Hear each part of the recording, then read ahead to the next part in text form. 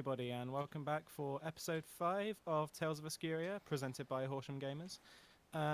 Just in case you didn't happen to know, Horsham Gamers is a local group to the Horsham and surrounding area. We have members who specialise in all different kinds of gaming, so we've got stuff ranging from D&D and tabletop like this, to board games, through to digital gaming, console stuff, esports, anything that you can think of. We are an interest group that encompasses all of those kind of things.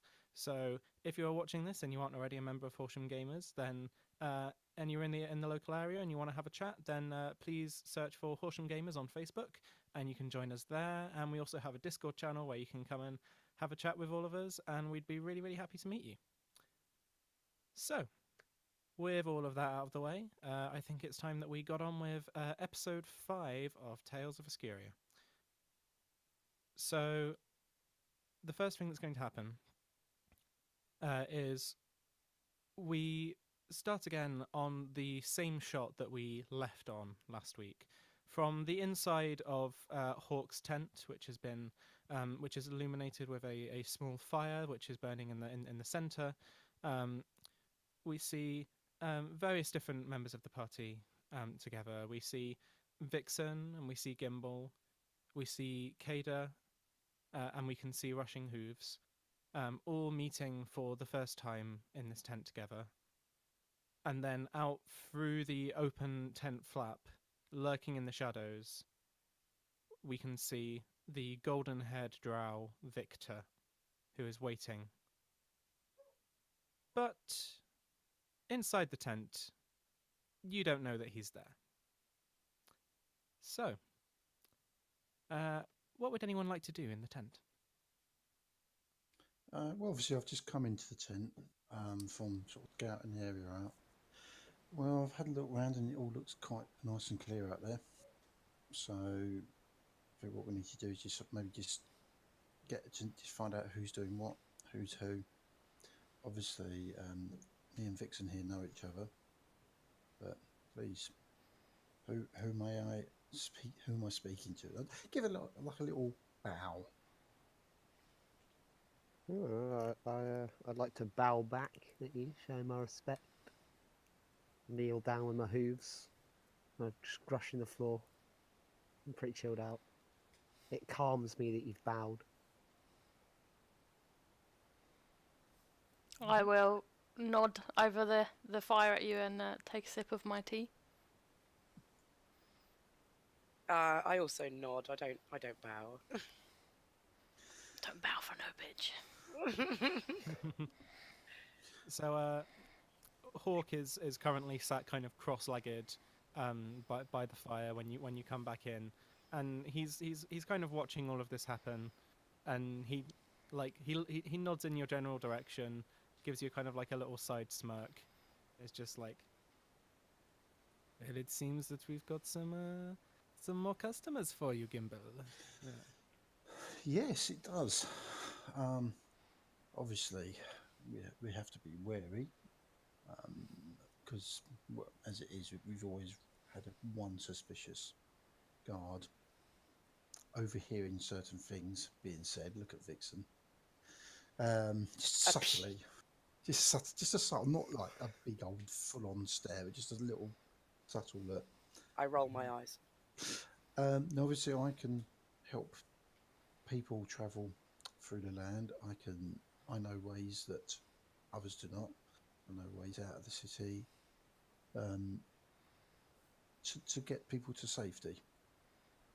As much as the glorious society that we all so love is around us, not everybody wants part of that. And some people like to just have a little bit more freedom.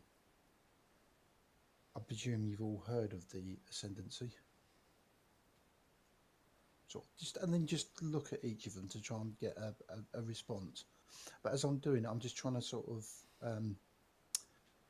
get an idea of not truthfulness, but sort of just to get a feeling of each person as they speak. So I just like going from left to right, look at the left person, then the next one to give them a chance to respond. Okay. I think the only one of you who hasn't had like a or already had a discussion about the ascendancy or similar would be Kada. So Kada, could you make a history check for me? Yep. Hold on.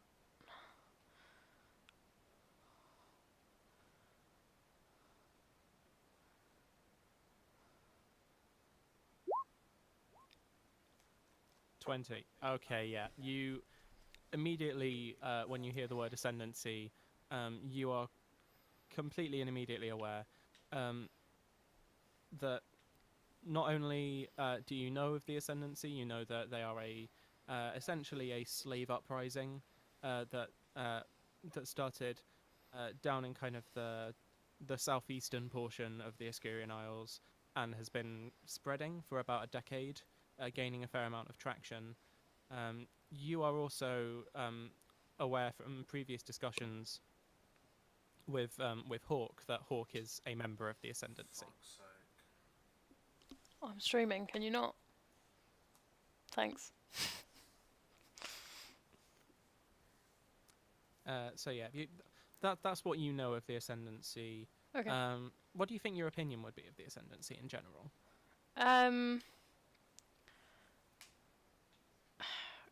Coming from the background that I do and the things that I've been to, I think I support them, but because I work for, I'm gonna totally muck up the pronunciation of this.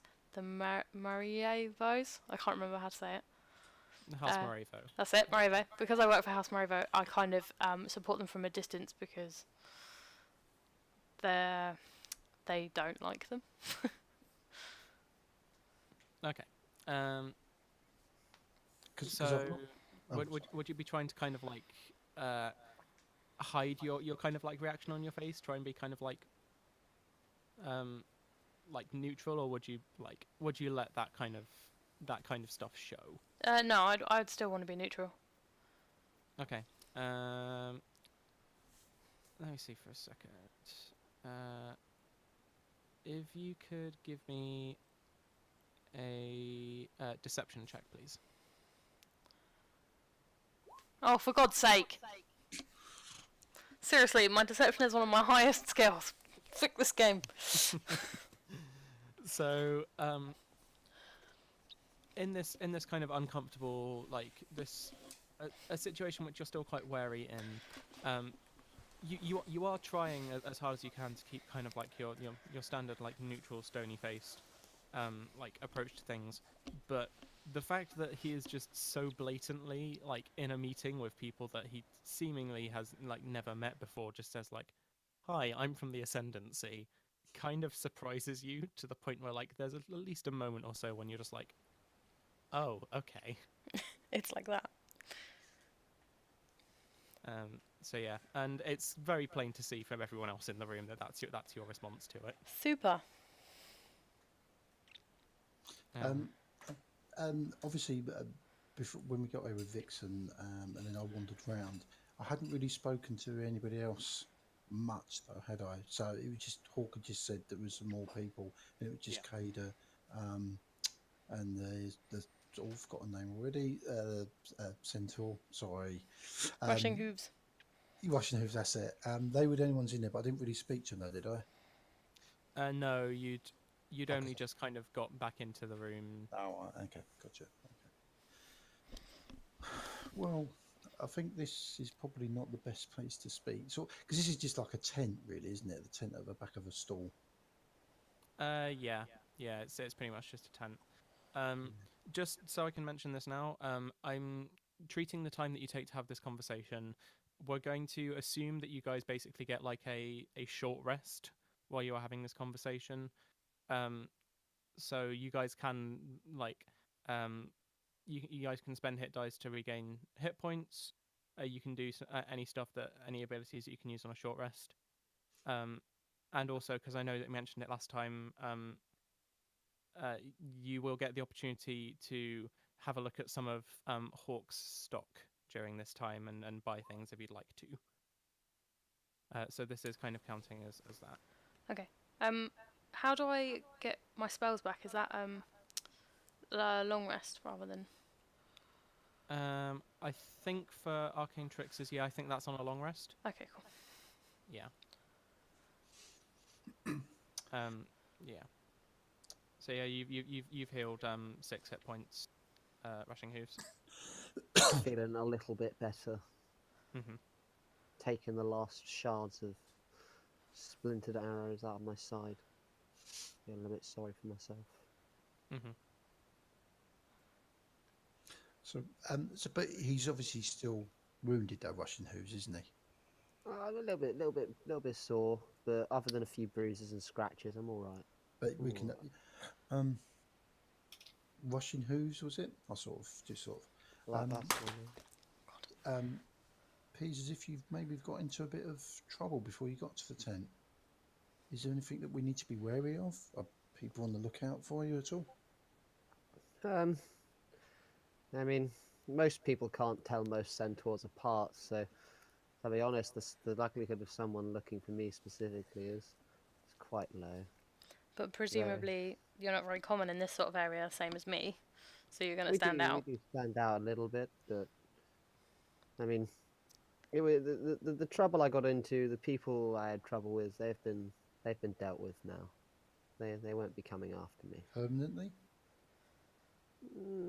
Not so permanently. They have no interest in really coming after me anymore.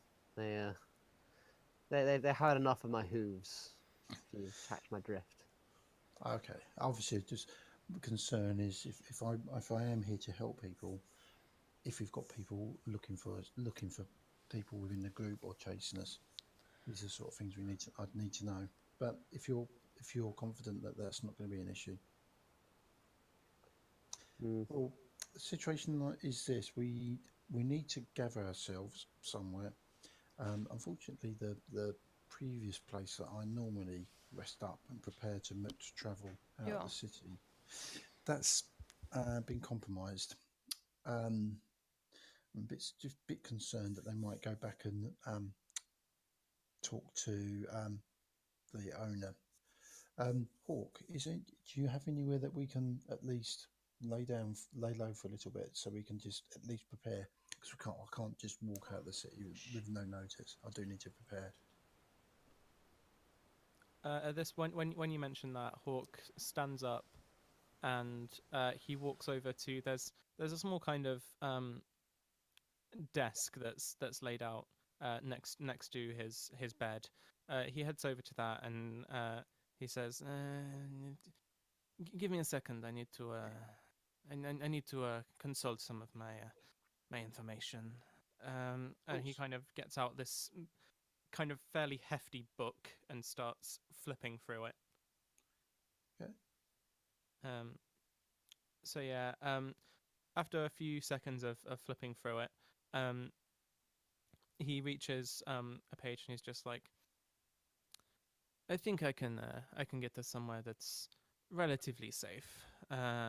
Unfortunately, we would need to pay those involved to buy their silence.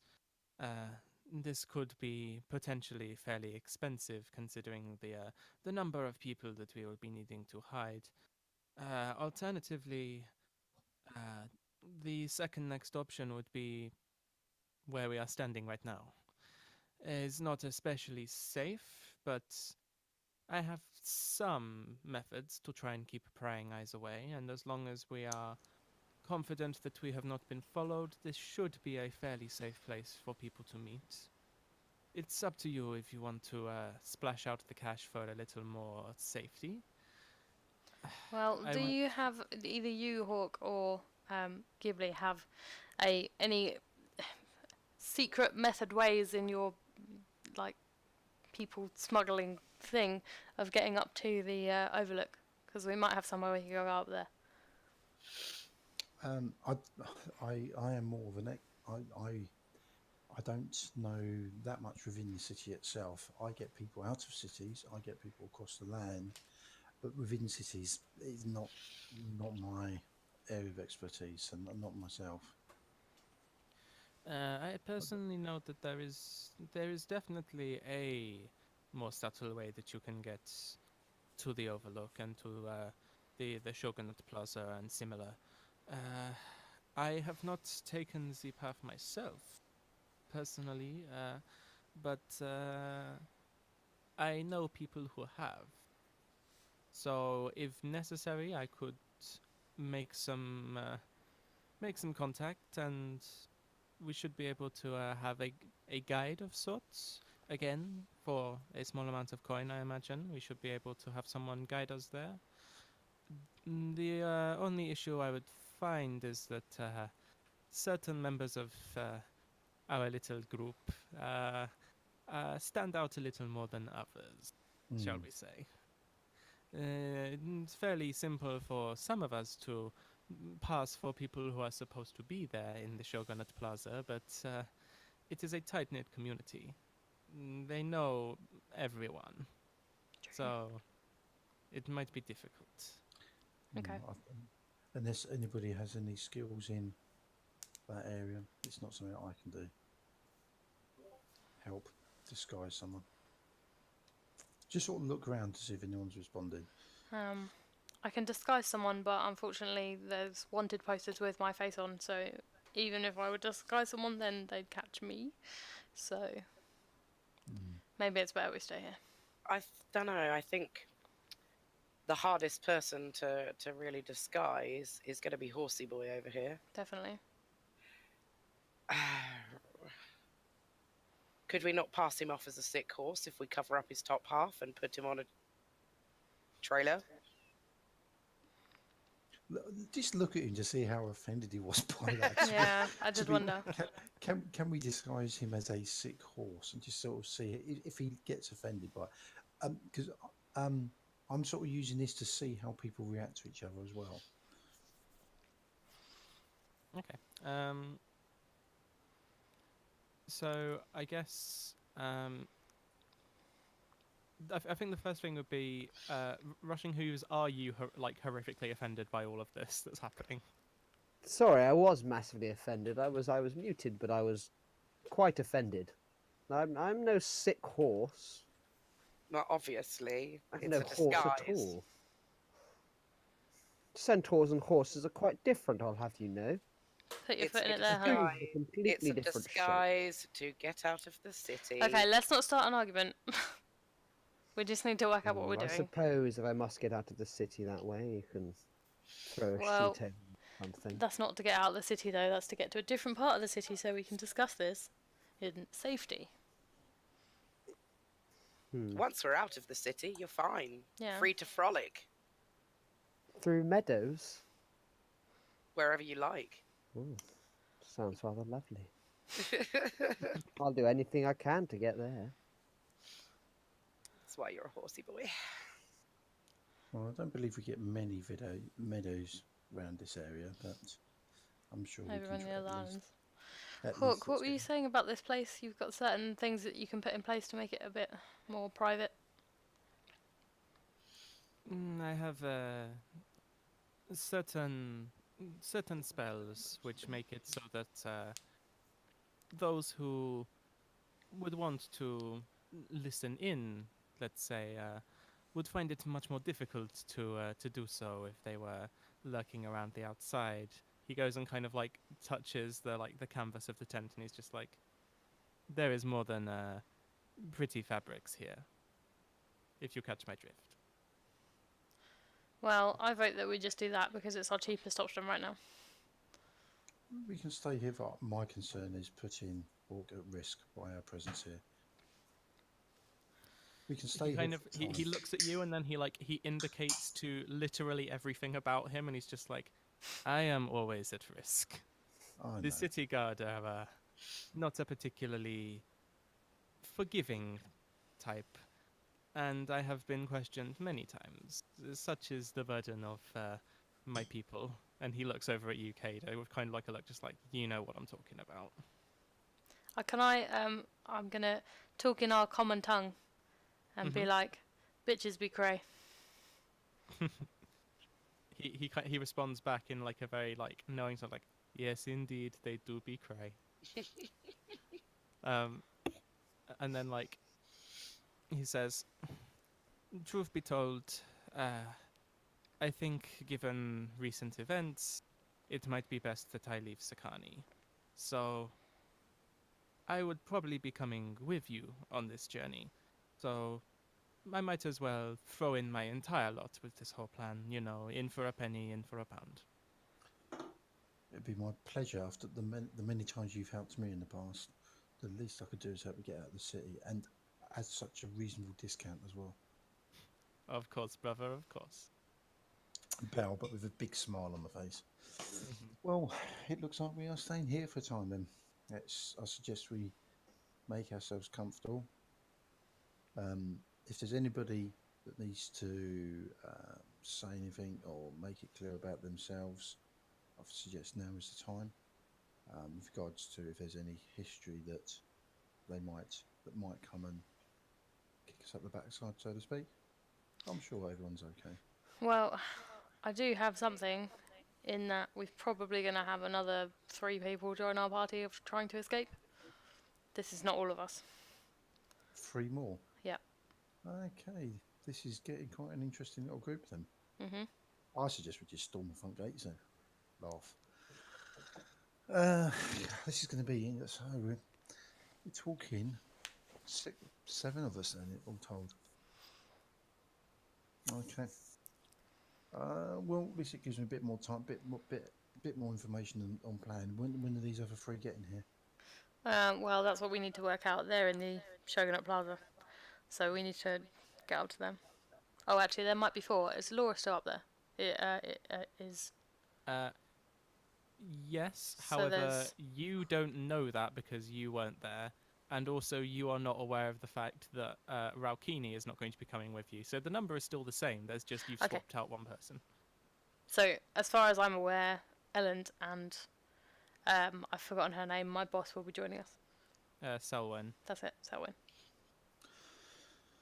Okay, well, I'd suggest we Oh, just, and maybe his brother. So maybe 3. I suggest that we rest up here, wait whilst Hawk does what he can, wait for the others. Do I have good contacts? I'm presuming I have contacts to get out through the wall, but not actually through the gates.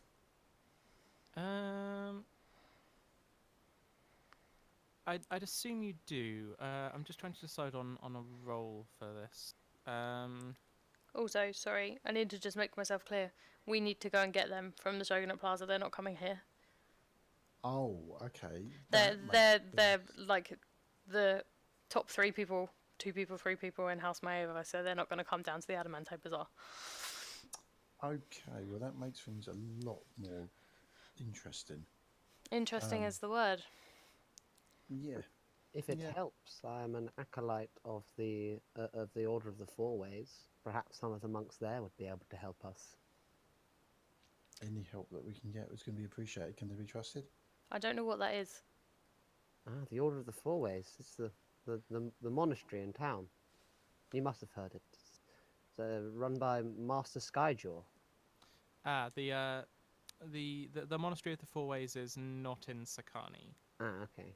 There will It's likely not be here. some monks, which will be around, but they won't be from your monastery.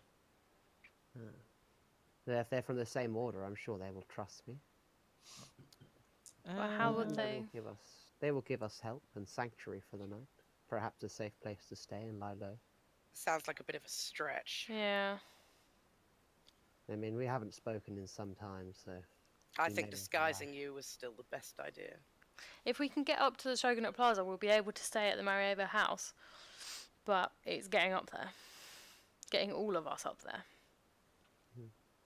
At this point, Hawk chimes in again, and he's just like, Yeah. "Give me a." Marajevo House. Uh, As in House Marajevo. yes. But I physically meant the house that they live in. Okay, so the people who want exit from Sakani, are they part of House Marajevo? Yes. Gimbal, Hawk was trying to speak. I do apologise, but the dropping of a house name in the middle of the conversation caught me off guard. I did say it a few minutes ago.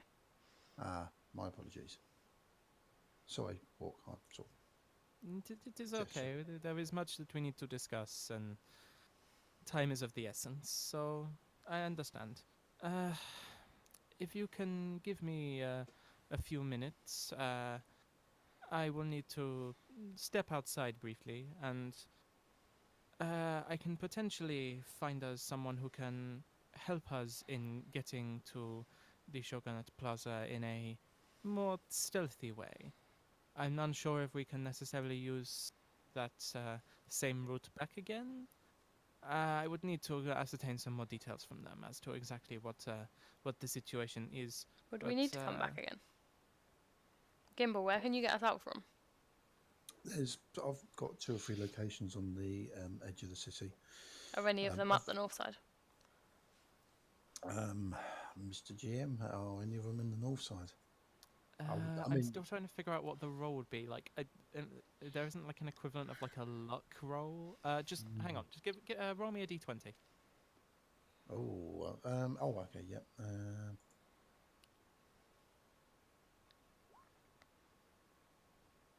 11.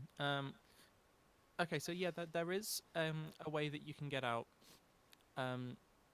The only issue is that the one that's on the north side is by the blade pit. Oh, So I knew you were going to at say the that. moment, that is like crawling with like city guard. Okay. I do have an exit in the north, but it's by the blade pit. And that is the highest risk. To be fair, I only use that method if I really am desperate, and it's a very small group, like 1, maybe 2 people. Okay, so we'll have to come back down. A large group like this would be difficult. Hawk, your method for getting up and down to the Shogunate Plaza, if it was a smaller group, say like 1 or 2 people going up and then like 4 coming back, would that be easier? If this Yes, I if imagine this that would tent make is it- okay, then some of us can stay and I can go and get them, and then Yes, I imagine that would make it considerably simpler, not to mention probably a fair amount cheaper. yeah. So perhaps that would be a good move. Um, yes. I Give, can give, probably give me take- a moment, and he goes over to his trunk, and he gets out a a small piece of wire, and he puts the piece of wire up to his ear, and then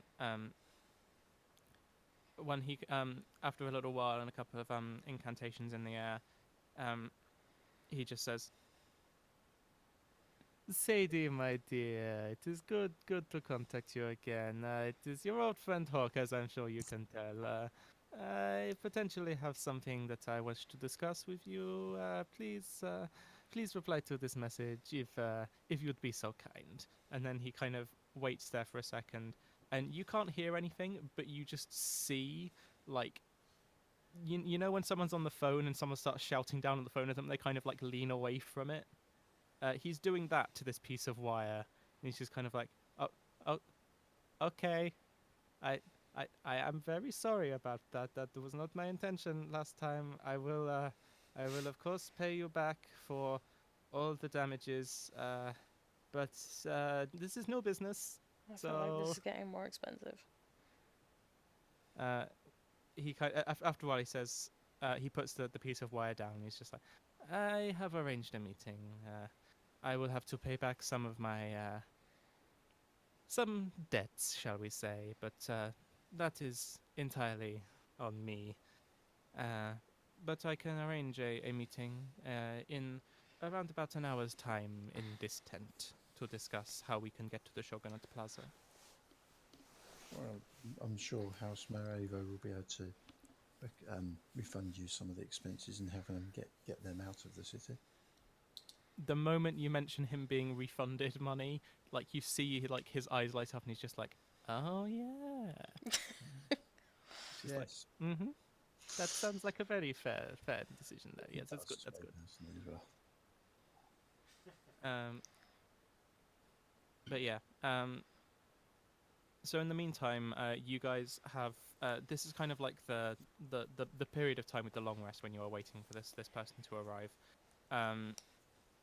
And during this time, you guys have done hit points and stuff, if any of you want to potentially buy things, Me. there is kind of the stock. Okay, right. So, um, what do you say to Hawk? Like when you want to buy something, like how do you begin this conversation? Well, as I said to you earlier, Hawk, like while we're waiting, can I see your wares, see what you've got? What cool items have you got for me today? Of course, of course. Let us have a look. I'm trying to think of things that specifically would benefit one such as you. Just give me a second. And he goes over to one of the various different crates that he's got, and um, he kind of alternates between picking up like pieces of equipment and just chucking them like nonchalantly over his shoulder, and picking up other pieces of equipment and very gently moving them and placing them somewhere else. And there seems to be absolutely like no consistency between what they are. Things like he'll chuck like a like precious clockwork item, and then pick up like a shoelace with extreme care. But after a while, he has a couple of items which he lays out and says, I think these might be of interest to you. So in front of you, you can see there's a pair of black leather boots. There is a fairly kind of worn-looking green cloak. There's a set of dice. And what was the last one? Give me a second. And what looks to be a ram's horn. Do any of the what of those do you think would kind of pique your interest most? So run me through them again. The boots, the cloak, ram's horn, Boots, cloak, ram's horn, and dice. and dice. The boots and the dice, potentially. So he said, if you, when you show kind of specific interest in those, he's just like, let me give you a quick demonstration of these items. He kicks off the kind of dusty leather boots that he's wearing and puts these on instead. And he says, observe my footprints here. And as he's walking around kind of the dusty inside of the tent, you can see fairly normal footprints, as you'd expect to see. And then he says, but if I concentrate for a few seconds, and he kind of stands where he is, and then he continues walking, but the footprints that he leaves behind appear to be of an entirely different shape, looking from like they're from a different boot, and some of them appear to be pointing in the opposite direction to the way that he is walking. Interesting. These are boots that can lead to false tracks. Very useful if people are trying to track you by your footprints. And I have made use of these myself a fair few times in my trade. Were there any others that you wanted to have a little demonstration of? To be honest, all of them. I'm interested in all of them. Wonderful. So he walks back over and takes off the boots, places them gently on top of a table. So then he picks up the cloak and he puts that on, and he says, so as you can see, I am the same self that I have been before, if not maybe a little bit more fashionable. But if I do this, and then he raises the hood. He has to be kind of careful to raise it around kind of his pointed horns. And then as soon as he raises the hood, you notice that your gaze seems to just kind of wander away from him somewhere else in the room. And he manages to get your attention by kind of like saying like, over here. And then you're able to see him again. But then after a couple seconds, your gaze starts to wander off again. You've been holding out on me. I'm sort of watching, looking at that. It's like almost a glint in the eye. Mhm. He kind of he puts the hood down. He's just like, never holding out on you, dear friend. I have only had these items myself for a short amount of time, and as you can imagine, I have had much use of them myself. I am Yes. only placing these up for sale because, well, I guess this is a temporary going out of business arrangement for me. Mm. We'll help you get set up again, don't you worry. Of course, of course. So then he takes the cloak off and places it down, um, down on the bed as well. Um, then he picks up the ram's horn and he says, "This one I have not had so much use for myself. I tend to work alone, so I have not had much use of this. However, observe." So he picks up the ram's horn and blows into it, and it's completely silent, uh, unless you're Vixen, in which case you hear an extremely loud kind of war horn sound. Ah, Hawk, what are you doing? He stops blowing into the horn and he's just like, merely making sure that you are staying alert. I'm always alert. You didn't need to do that. Ah, my ears. Perhaps I did not need to, but I felt like it. I've got a splitting headache now. You owe me one. Maybe a small discount. And then he places it down on the bed and says, "This is particularly useful if you want to make one person aware of something, but leave the others on deaf ears." I'm warning you now. If you use that around me, you're getting maced in the face. He looks at you and kind of like looks you up and down for a second, and then he's just like, "I do not doubt it. Nor would it be the first time." Um, and then he says, "And finally, I come to these. These have got me into and out of trouble in about equal measure. But if you are cleverer than I am, which I must say is probably not that difficult, you should be able to make better use of them than I did."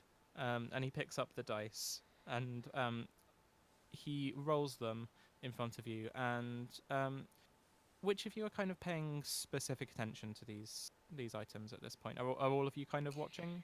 Yes. Not Yeah, so, I'm quite intent on watching. not so Yeah, much the I'm like that. dice, to be I'm like honest. I'm more intrigued by the cloak still. Okay. So what was that, Rushing Hooves? Are you also watching? I'm watching. I'm mostly interested by the shoes, though I know they won't fit on my hooves, which saddens me. Ah, Um, so in which case, Kada, Vixen, and Rushing Hooves, can the three of you make a intelligence check for me, please?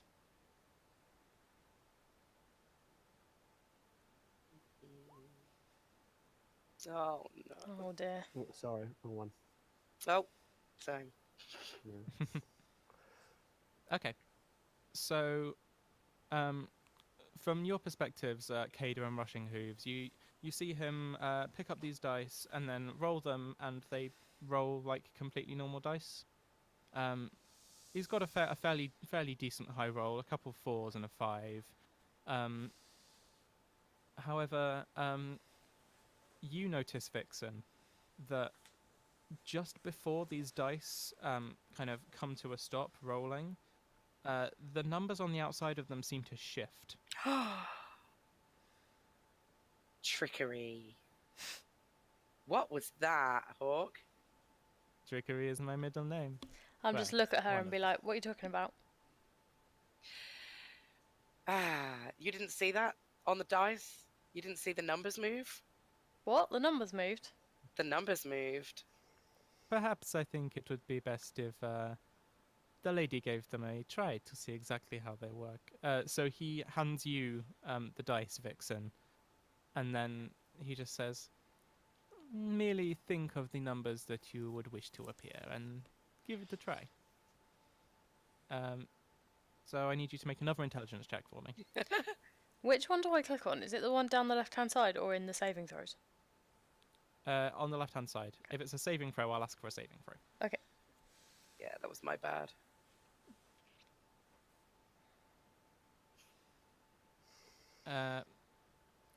Okay, so as you're rolling them, 2 of the dice change to whichever numbers you're expecting them to, and one of them stays the same.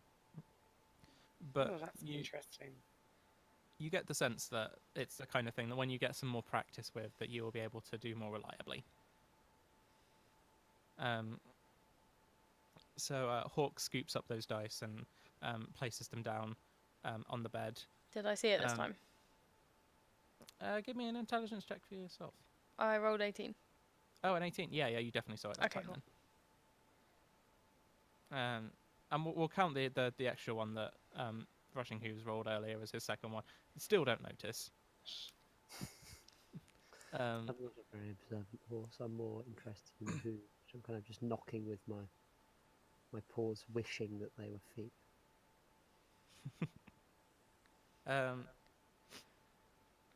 Hawk comes over towards you and he just he says like, I apologize, my friend. I do not tend to stock things which are designed for people of your unique stature. It's a shame. I actually had some enchanted horseshoes a while back, but Yeah, tell him that now. unfortunately they were sold to a very discerning gentleman. So Oh, Hawk, so I a have- horse didn't even buy the horseshoes. Oh God, we can't even buy our own horseshoes now. What has this society come to? I hear you, my friend. I hear you. Hawk, I have a question for you. I'm a touch short on gold. Like, basically, I don't have any. Is there a box of stuff that you would have considered junk and maybe will not have sold that you wouldn't mind just letting me root through? Give me a second. He heads over towards a box which he's got in the corner, and he starts rooting through it. I just need to find a table and I need to roll on. Give me a second. Feel free to talk amongst yourselves as characters while I search for this stuff. Where is it?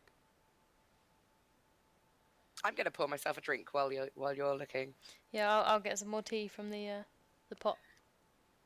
Cool. Yeah, the pot's running a bit low at this point. It's got down to kind of like the last little bits of dregs. So when you pour it into the cup, you get a fair amount of kind of pepperminty bitter tea leaves as well. Where's it gone to? So I might like. Is there a water source near? There's a couple of buckets in the corner, but it's. Is it Give me an drinkable? intelligence check. Don't. Oh no. Okay, that's not too bad. Yeah. You walk over and there's a moment when you're like, I can't tell if it's just the lighting or, and then you give it a quick sniff and you're like, no, that's just urine. Okay. Let's not use that. Anyone else need Vixen, water? I was gonna make some more tea, but not anymore. I'm gonna walk up to the bucket and relieve myself. Lovely. Okay. I'm gonna turn away avert from my that. eyes. The horse is peeing in a bucket. So, Vixen, can you roll me a D100, please? Oh, yes, I can. That's the best kind of roll. Although I can't remember how. Hold on. Oh no, the dice thing's changed. Advanced dice roller, is that it? It should just be on the left-hand side. Oh, does it not have 100 in there? It won't have a D100. If you go to so, advanced, if you dice type roll. into the chat bar Right. /R and then a Okay. space and then D100. Space D100. Oh, 58.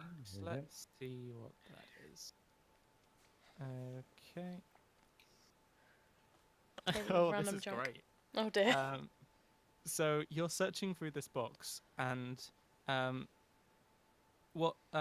what picks up your notice is a pair of kind of purpley black slippers.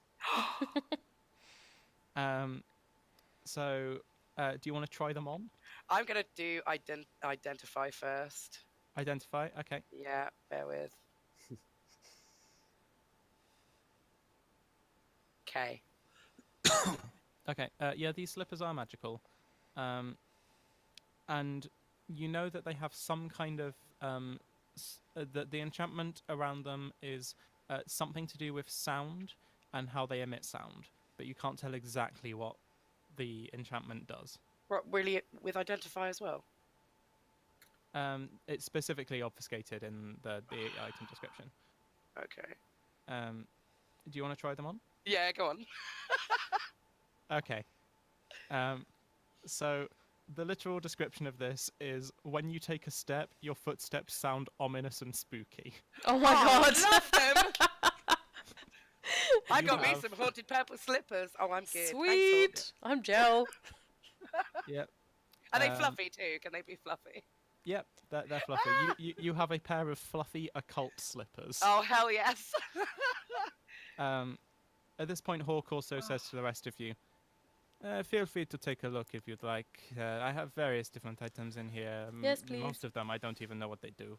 Hawk, wait, I have a question. If I morph, are these slippers going to break?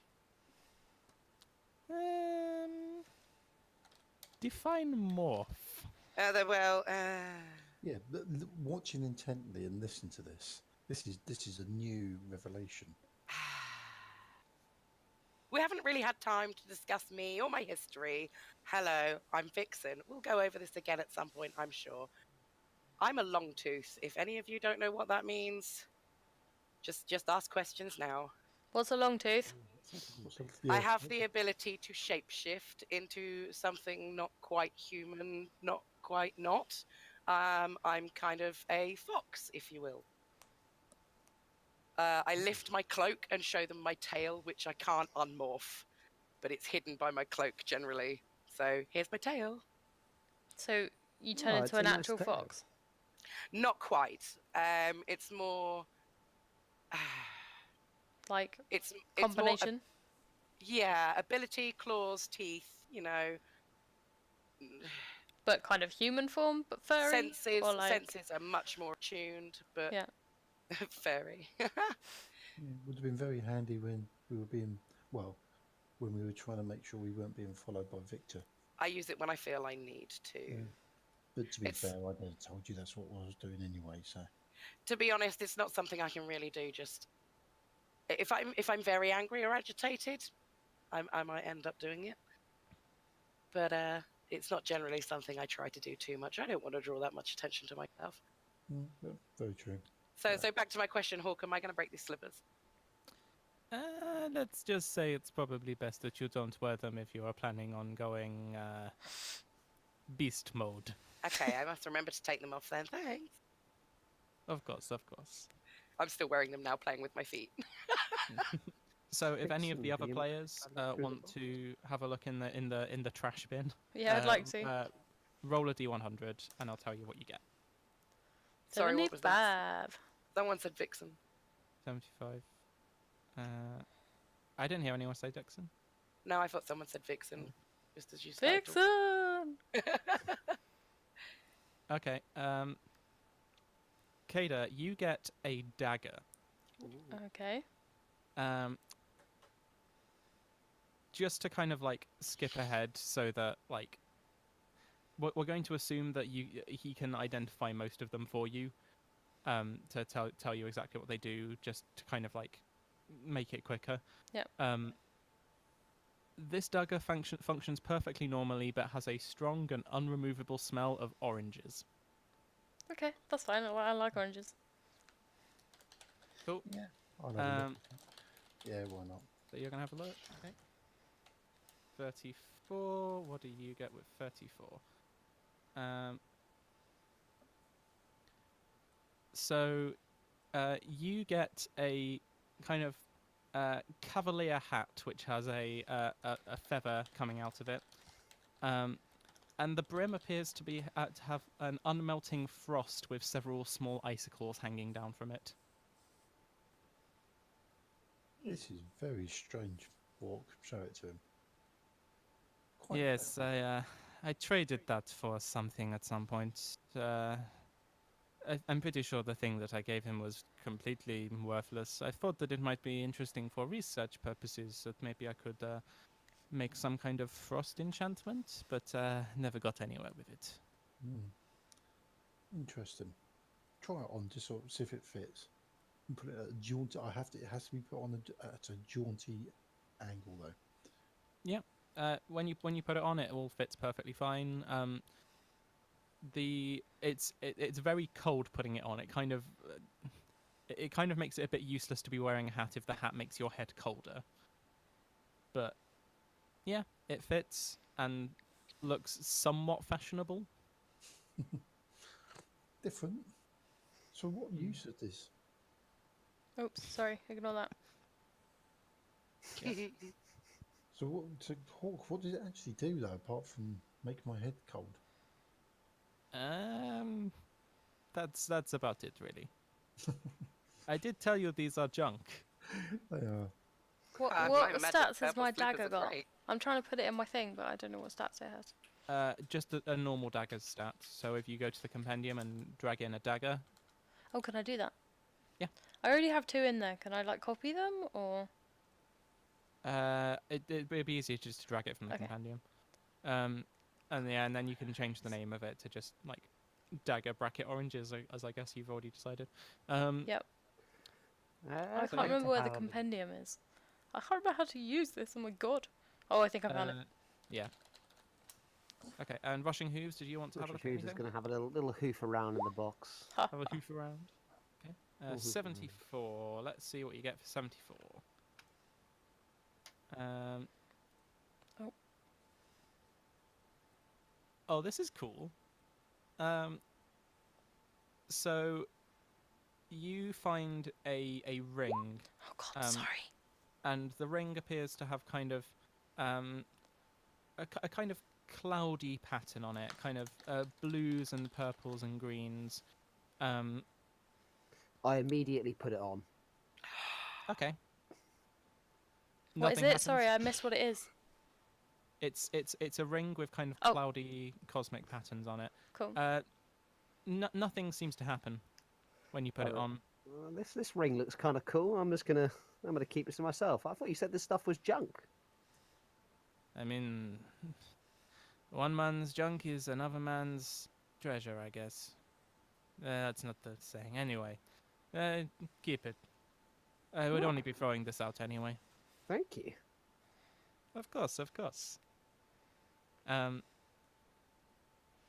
So yeah, while you have this shopping spree, I think we're going to head on over to the Shogunate Plaza again. Did Gimbal want anything from the box? Oh yeah, you got the frosty thing. Sorry. Got The a hat. frosty hat. Sorry, Um, Cal, did you say this was a long rest? It's a short rest. Oh, okay. Sorry. Yeah. A short rest is an hour. A long rest is like 8 hours. Oh, okay. So yeah. Whilst you're having your shopping spree montage, we'll head on over to the Shogunate Plaza. So let's see. I've drawn up a map of Morevo Manor because I felt it was probably about time I did that. Fancy. So yeah, this is just after you've had your meeting with Lady Selwyn. Again, Ellen and Idris, I'm going to assume that you guys get enough time to have kind of a short rest. So if you have any hit points or anything that you need to regain, if there's any abilities that you want to use during a rest, feel free to. Oh, I should also mention that in one of the handouts I've got, the homebrew rules, we've got something that you guys can do during a short rest to give yourselves inspiration dice, if that's something that any of you are particularly interested in doing. Um, I don't know what that means and what they're used for. so basically, an inspiration die means that on any given roll, um, you can use this inspiration die, which basically gives you an extra d6, which you can add to the roll. Oh, okay. Um, so it's pretty useful in a tight spot, or if you want to like really ratchet up like the damage that you do with an attack or something. Yeah. They are really handy. Okay, how do we get them? So in the homebrew rules that I've got, the fourth homebrew rule that I've got is called story time. Um, so when your characters take a short or a long rest, you can choose to share a story with another one of the characters, and after telling it, you gain an inspiration die to use any time during that session. You have to roll a d4 to determine what kind of story you have to tell them.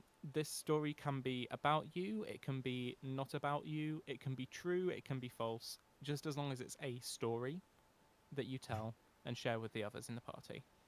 Um, so if either one of the groups of you wants to do that, that's something you can do. Um, so we'll stick with Ellen and Idris for now, because we've given you guys a fair amount of screen time, and I think it's their turn. So yeah, you guys have just kind of come down the stairs after this meeting with Lady Selwyn, this kind of tense meeting. What do you guys want to do? Uh, Good question. I'm also on a wanted list. As far as you know, you aren't. Okay, as far as I know, I'm aren't. Question for me is, why would I stay here? I think I helped Rokini, so. But I don't want to put you in a bad place as a GM. But I don't really have a reason to stick with them. I guess if you're so from your perspective, you've helped Ralkini, but you also know that these other two people, you know that both Elland and Kada are also wanted, and they also had nothing to do with it. So kind of for the same reasons that you felt the need and the want to help Ralkini because he's innocent, I guess. Okay, but Kada's not around, right? Just Alan. Okay. I guess. So I know they will come to bring them out of the city. Yeah. I will probably try to help them get out of the city. Mm-hmm. So actually, I would just wait, I guess. Yeah, at the moment, kind of the only thing that you guys know to do is that you need to wait for Kada to get back to give some information. So you can figure out what you're doing and how you're getting out of the city. Or the only instructions you were given by Lady Selwyn were basically like, lay low, don't cause any trouble, don't bring too much attention to yourself. Now, do I have any feeling for it, how long it will take till she comes back? Because I don't really know her, so a bit lost. Let me see. I think it'd be a roll for that. Give me a. Actually, if that's something that you weren't sure, I think the best thing to do would be to ask Elland about that and try and gauge what he says, because he would Okay, know. do I know where he is? So did Uh, I see him coming out of but the room or something? yeah, both of you are now kind of like you've come down the stairs. You're both kind of like in the entryway portion. You're here on the map. Okay, then I turn to Alan and ask him what does he think? How long will this whole procedure take until the lady who wants to get her information will come back? If we want to talk, we better go to another. So I just open the door that's next to me and invite her to get into the reception room. Cool. Yeah. Okay. So inside this reception room, you can see that there's various different kind of comfy chairs have been set out, large armchairs. There's also a table which has a collection of various different things on it. There's kind of a half finished game of chess that's left on the table alongside some cups and some random pieces of paper. Um, it's a very kind of comfy room. It's generally where you'd kind of invite people in. Um, whenever this is like functioning as like the embassy, as it was supposed, as it's like intended to, the reception room is where you'd have kind of like the more informal meetings with people, kind of put them at ease. So it's a very comfy room. There's a little kind of fireplace which is roaring and um, casting the room in a kind of like gentle light. I'm pointing Jenkins that he should sit down and play chess with me. I want to know how his strategics are, what we have to work with. I pull out a chair for him. Jenkins, come sit down, play with me. And I sit in front of Jenkins while I'm talking. I'm easily able to play chess with Jenkins while I'm talking to Alan. Oh, of course, of course.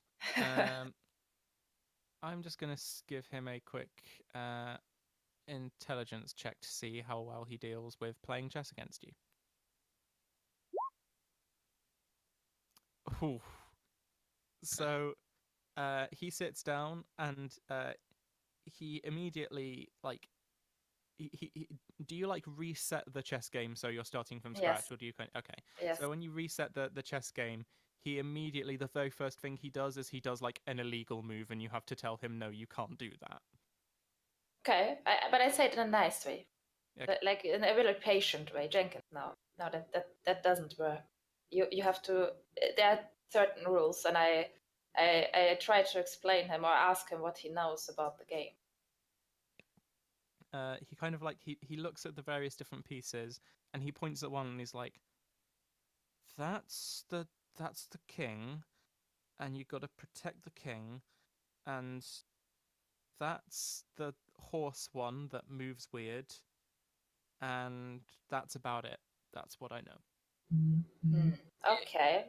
Just play around with the things in the table while they are playing chess. So Ellen, do you know how long she will take? And I look at her. I don't really know. I mean, Keida, she's been around for a while and she just works for my mother. So I don't really know where she Okay. moves or how long will it take. I I guess think then that we can have take no a other while. things to do. Honestly, she's quite fast All right. at what she does, so I think we can trust her to be here like Then Jenkins, we will have to be fast. And I start to explain him the different type of figures and how the rules are for every of them. Mm-hmm. I'll do another roll of him to see how well he's picking up on all of this, or if he's just kind of like nodding and it's going in one ear or out the other. We'll see how well he does. Um, in the meantime, like I said, you guys basically get like about an hour of short rest for you guys to do kind of what you want with. Um, I don't need anything. I how don't need HP, and also don't have any story for the story times. how well is Jenkins doing on the second chance? Let me. It's taken this long for it to load the character sheet for me. Good job, roll 20. So let's see, 15. Oh, he picks it up very quickly. Like once you explain to him like the actual actual proper rules, he very quickly starts doing some like fairly complex stuff. Like he starts like properly putting you in positions where you have to sacrifice pieces and stuff. Like he's doing pretty well. I'm smiling. I'm happy about it. Mm-hmm. Good to see that he's not completely useless. I stand up and say, Lady Shiny, maybe I can bring you a real challenge. And I just head to the library door and knock. Mm-hmm. All right. When you knock, you hear the voice of your brother Kelrond just say like, yes. Can I come in? I ask through the door. I ask him if I can come in.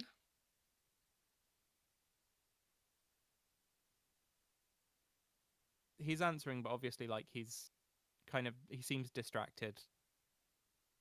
I just go in. Okay.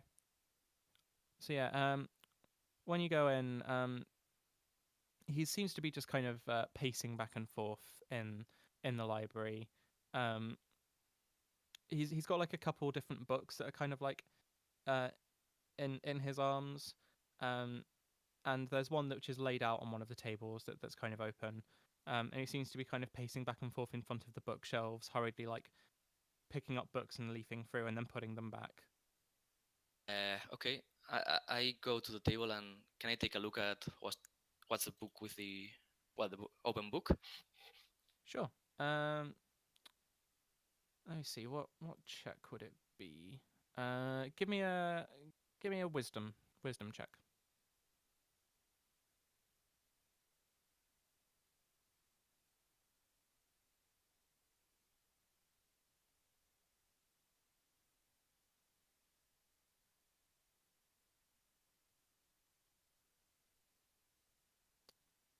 Come on, roll 20. Hmm. Sorry, roll 20 has is frozen for me. Uh, I got a 17. If you can work Oh. with that. Yep, got it. So yeah, it takes you a little while to kind of understand the language because it's very kind of technical.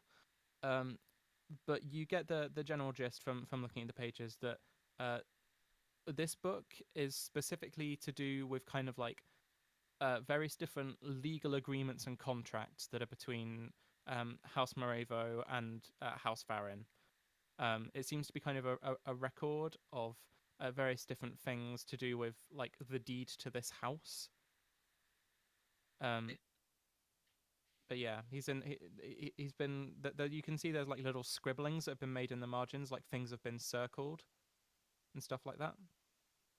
Yeah, I just enter there and I say, "Hello, brother.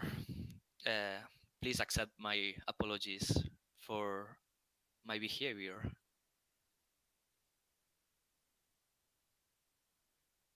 Calrand like he's struggling to kind of like meet your eyes, and he's just like, no, no, no, no. I'm the one that should be apologizing to you. The way that you reacted was perfectly reasonable. I just I made a mistake, and I'm seeing what I can do to fix it. Why do you say that? Sorry, what was that? Why do you say that you've made a mistake? The letter that I sent, and you can see him like he's really struggling to kind of say this until eventually it kind of like it builds up inside him until he just kind of has to get it all out there, and he's like, I sent a letter to Battleseer Okala, and in that letter I specifically said that I thought that you might have been involved in what happened at the Blade Pit, and that I was trying to say that I wasn't involved in that to try and protect the rest of House Morevo. Obviously, I know that that's wrong. I know that was a mistake, but I sent the letter before that anyway. Do I have any knowledge of exactly mean? So what are the possible consequences of this letter? Uh, Make a history check for me. Yeah, you're very aware. So the sending this letter to Battleseer Okala, basically various different times in the past, these kind of documents have been used by the justice system in Sakani to um, basically as evidence against people. Um, word of mouth, especially word of mouth that's been signed by a noble, goes a very long way in terms of evidence against people. So someone who is high up in the justice system of Sakani having a letter from someone saying that a member of their own family might be a traitor is like a really big deal that could basically potentially form like the basis of a case to have you like executed for treason. Okay.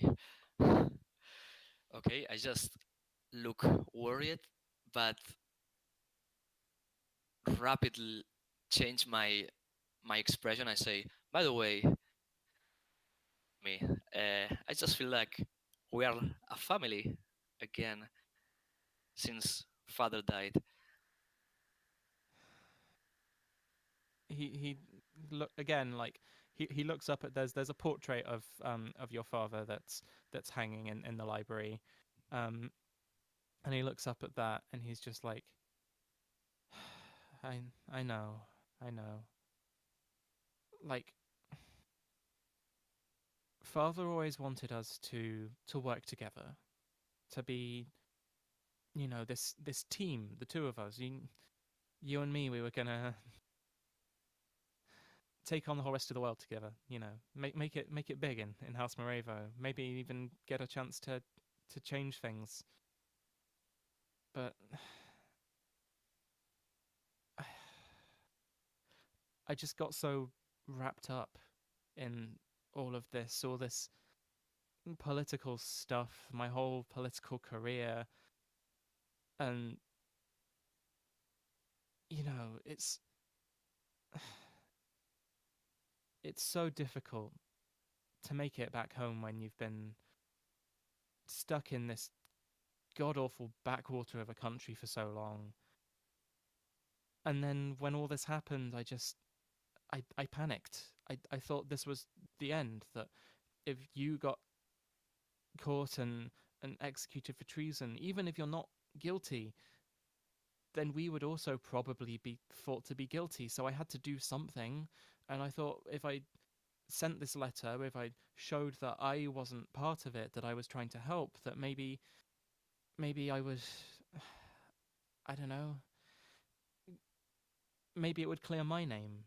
Maybe it would clear the rest of the family's name. And wouldn't you want that? If if they caught you and executed you, wouldn't you want us to be okay? I approach him and put my arm around his shoulders and try to slowly go with him to the reception room. And I just say, maybe this opportunity is not the end, or you don't have to. Maybe it's just a beginning, and we can start anew somewhere else, or even come back home. Have you heard about Dol Arra? Oh, can me and Jenkins hear that?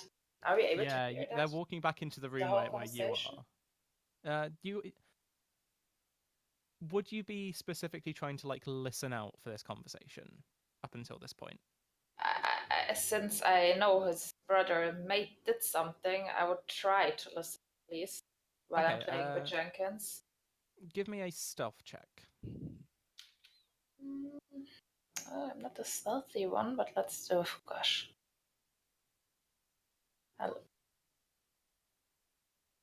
Okay, so you hear the whole conversation, you understand what's going on.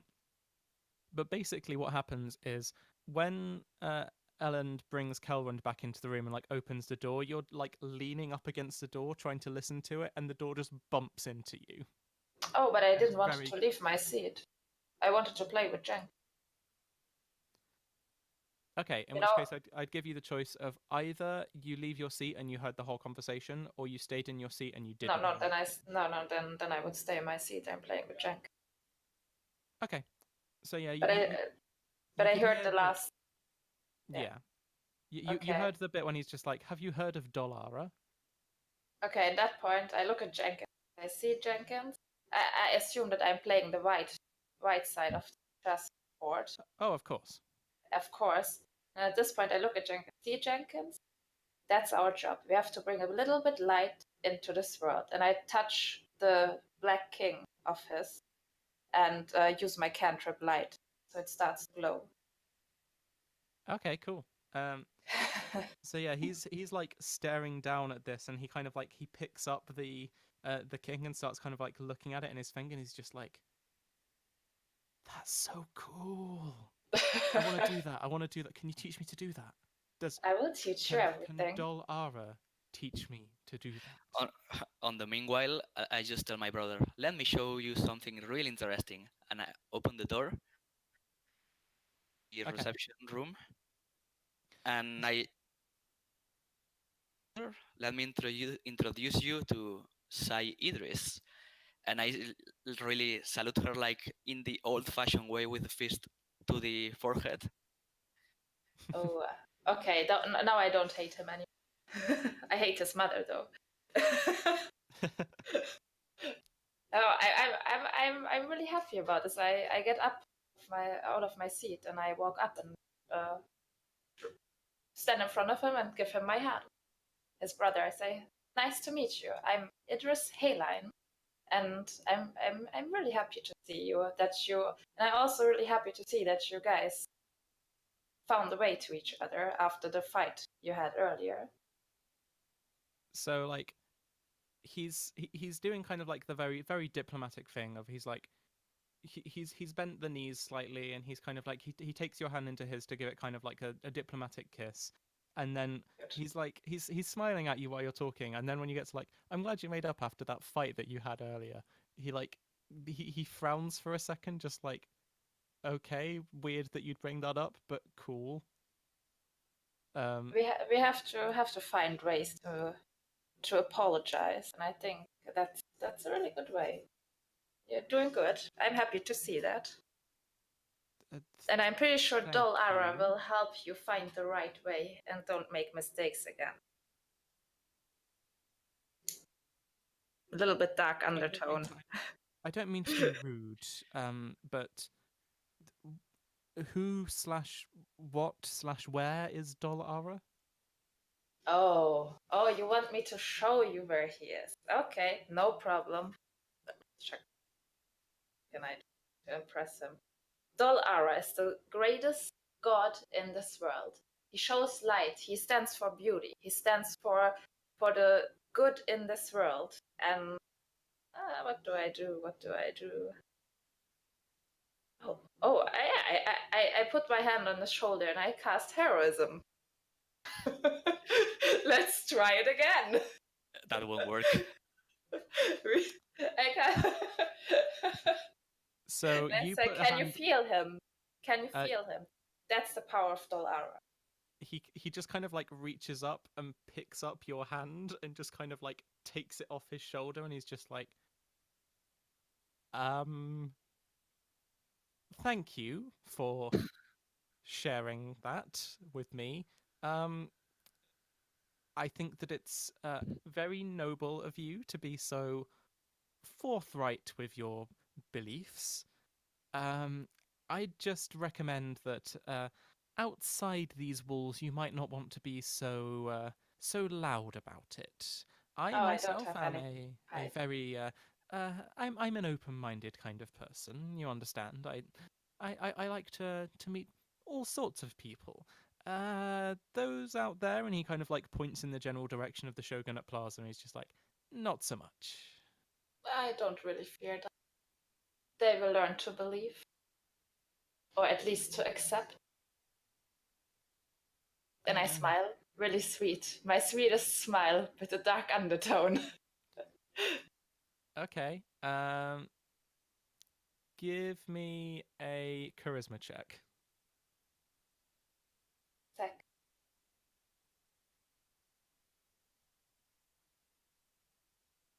13. Okay. Um, so like he smiles back, and he just kind of like in a kind of pleasant way just kind of nods his head, and he's just like, "Well, I guess we'll see. That'll be a very interesting discussion to have." Like, I hope so. Discussions are the way to a better world.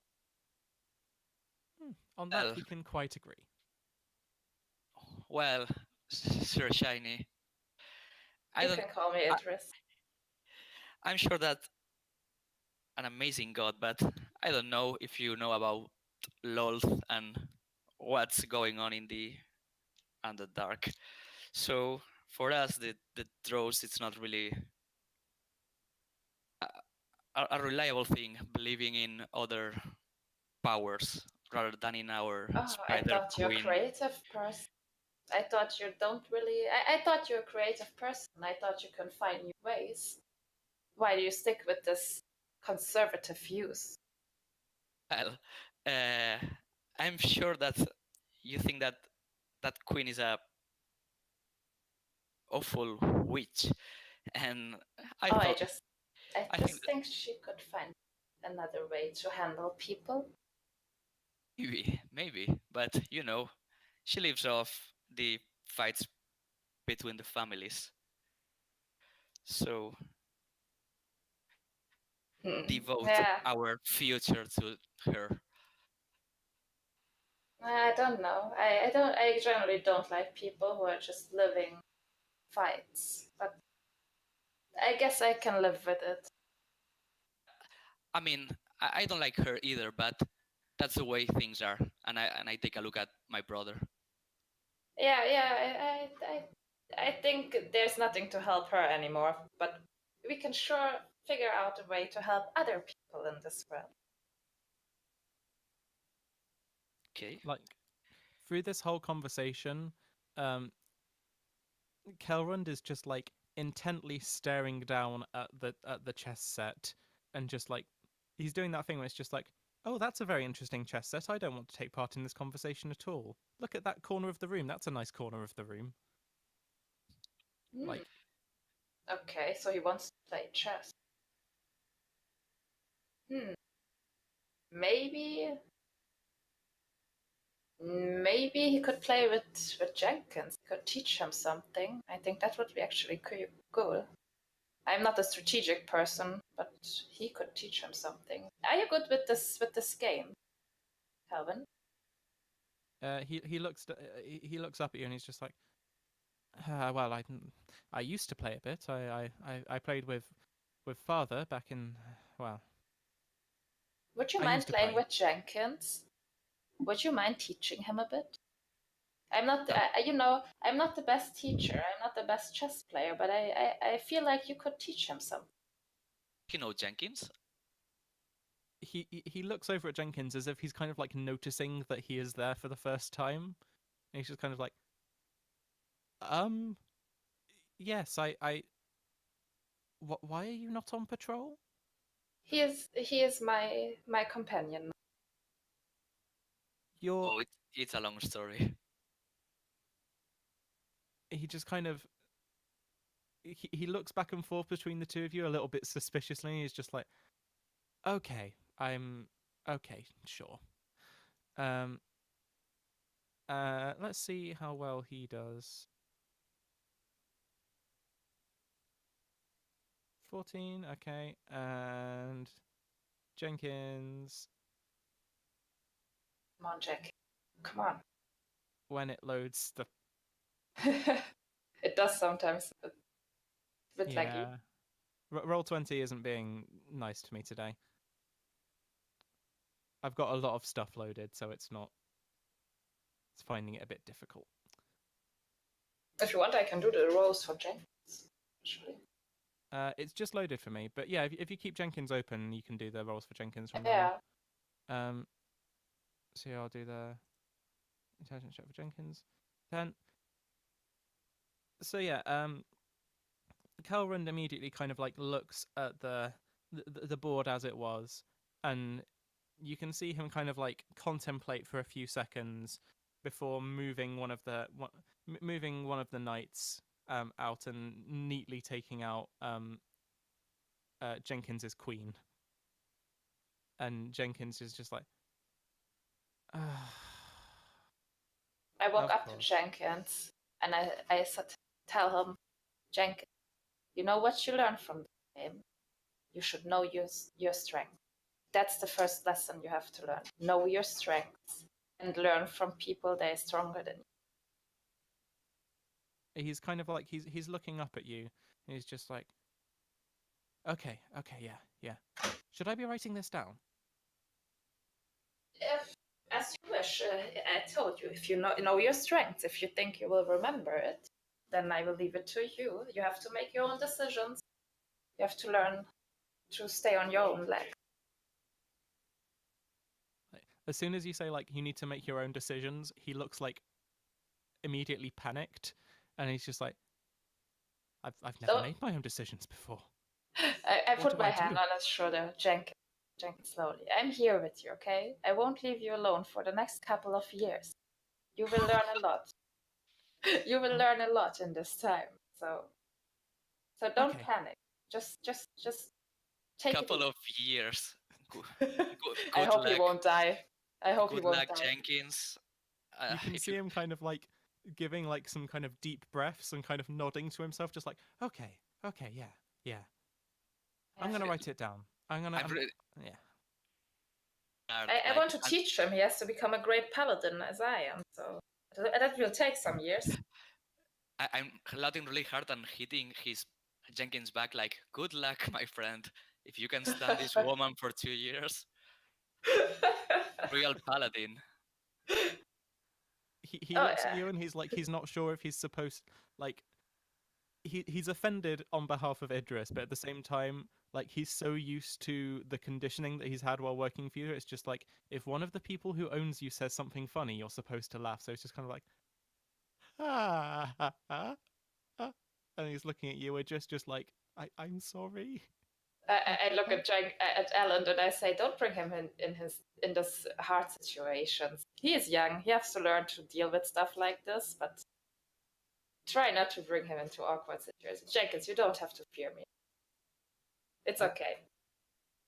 Oh, okay. I don't. I do not fear you, my lady. That's good. You see, you're doing good. You're getting forward with your lecture.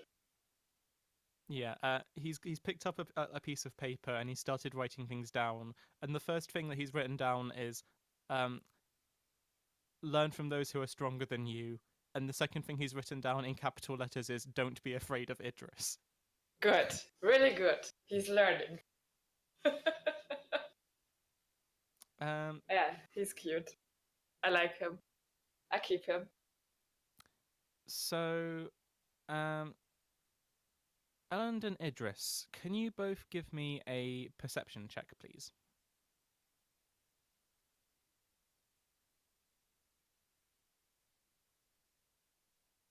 Right, here we go. See.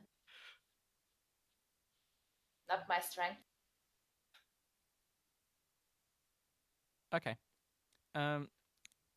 So as you're sat there, you're having this discussion. I'm gonna do a. Can you also do a perception check for Jenkins, please, and I'll do one for Kelrand.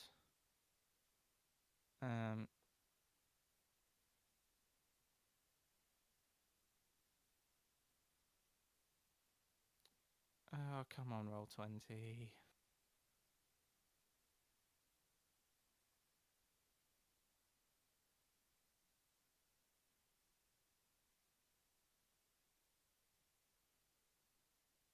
Jenkins got He rolled a what? Sorry, a 9. a 9. Okay. And a perception for Kelrand, 16. Okay, so while you guys are kind of having this conversation, Kelrand is in the middle of kind of uh, thinking his way through like a chess move when suddenly he stands up and like flips the table and he just shouts, "Get down!" and a crossbow bolt hits the table. And that is where we're going to go to our break. Not break there. Okay, hold on. Sorry, I need to. Cliffhanger. Go on. You like your cliffhangers, don't you, Cal? Gotta have a cliffhanger.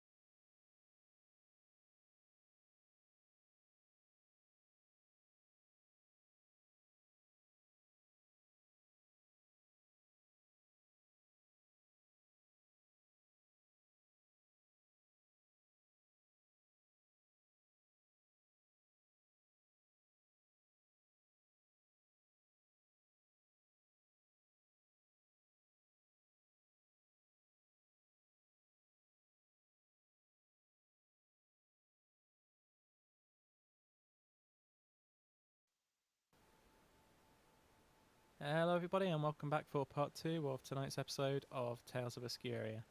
So, where we left off, Kelrond has just flipped over the table as a crossbow bolt has come flying in through the window and has narrowly missed Elland and has lodged itself in this table. So, I think now would be a good time for people to roll initiative. I will. Should I roll initiative for Jenkins as well? Yes.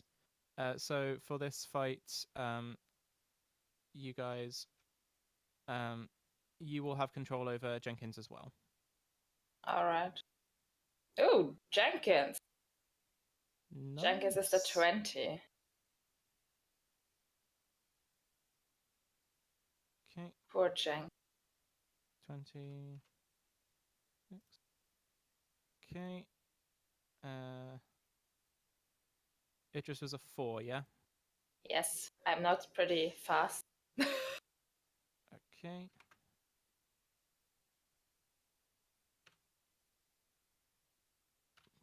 Alright.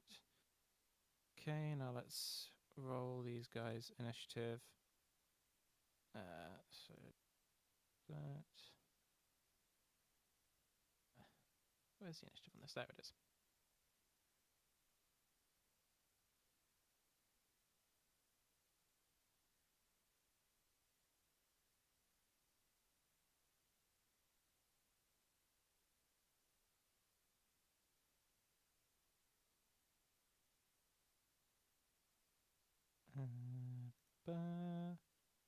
Initiative view. Initiative view. What the hell? And then for Kelrond, initiative there. Okay, so let's.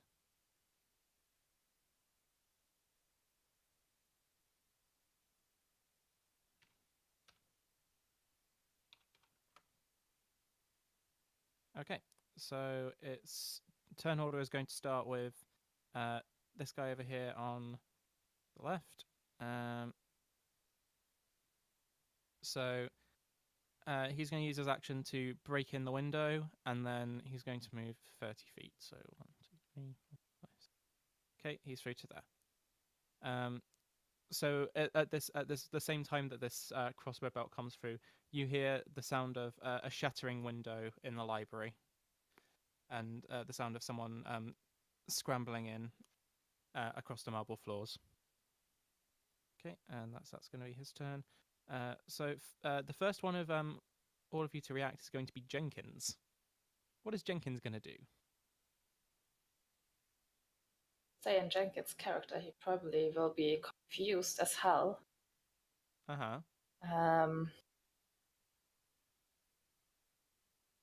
Would he try to fight, or would he be scared? I think she would try to protect you. Would she try to protect me? What do you think? I'm not sure if he would be scared or just confused.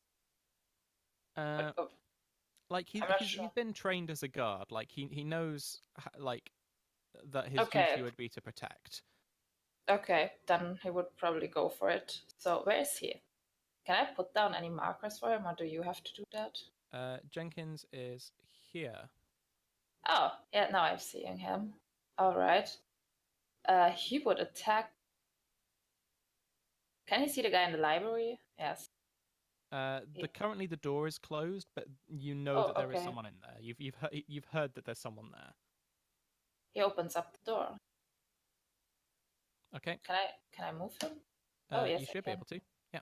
Yes, and he goes through it. Sees the guy. How many steps he has? What's his range? You'd have 6 because it's 5 feet per square. Okay, then yeah, I guess he would come over here and attack. I will have to look what Jenkins can do. Can he get his weapons out that fast? Can he react? Yeah. Okay, then he will just have your weapons go for it. Okay, then he will go for it. 22 definitely hits.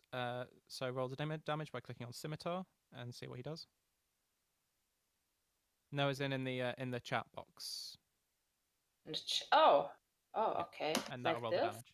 Oh yeah. Okay. Here we go. Okay. Yeah, he does 8 slashing damage. This person is just kind of rushing in as fast as they can, and they look up to see this plucky young guard standing in front of them, who slashes them directly across the chest with a scimitar. And they look pretty bloody after this attack. Um, Proud me. Good job, Jenk. yeah. Jenkins, like in like almost an instant, goes from being like I'm a young kid and worried to being like I will destroy you. I like him. He's good. Good Jenk. Yeah. So that's Jenkins' turn. The next one to get a reaction is Kelrond. Um, so Kelrond looks to the two of you and kind of shouts at both of you, into the consular office. We need to get away from the windows. And he's going to come to here, and then he's taking up position back here. And I think he is going to go for an attack. Going to be a disadvantage because it's round corner cover. So he is going to fire his crossbow that he's got back in the direction of the crossbow bolt that came.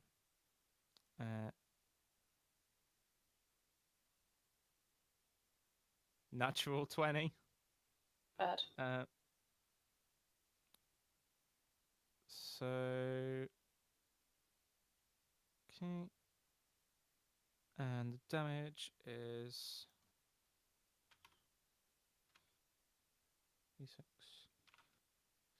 2. He only does 3 damage though.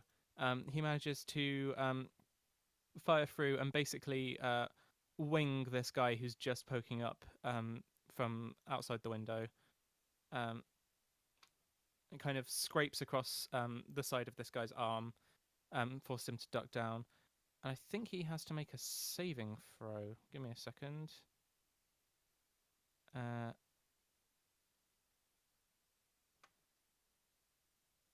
Yes, he does have to make a saving throw when the character sheet reopens. Sorry, bear with.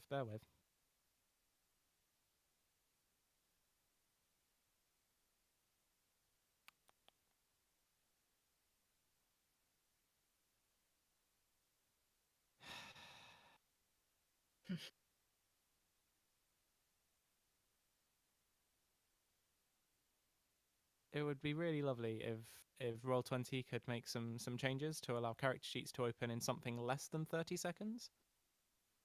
There we go. Took its time. Okay, I need to make a Constitution saving throw. 13. Just succeeds.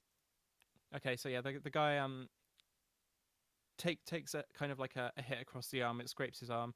He ducks back down, and he kind of audibly winces and like puts his hand up against his arm and looks, but then he doesn't seem to be especially perturbed by it. So that's Kelrond's turn. Next up is this giant spider. So at the same time as this, you hear a distant sound of more glass shattering down towards kind of the south of the house, and 1, 2, 3, 4, 5, 6, and gonna use its option to dash because it doesn't need to take an action.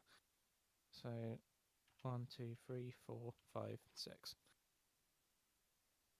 So yeah, you can hear the kind of sound of various different bits of furniture being kind of bashed out the way by what sounds like a large animal, and you can hear a door gets just kind of smashed open,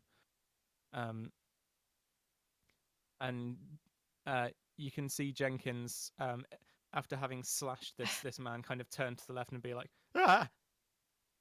No, Jenkins, I'm coming. Next is the next giant spider. So much in the same fashion. 1, 2, 3, 4, 5, 6. Another giant spider. Idris, you're able to see this from your vantage point. A giant spider smashes through the kind of the glass panes of this window out towards the garden, and has clambered into the library, and is going to attempt to web up Jenkins. What? Dare this.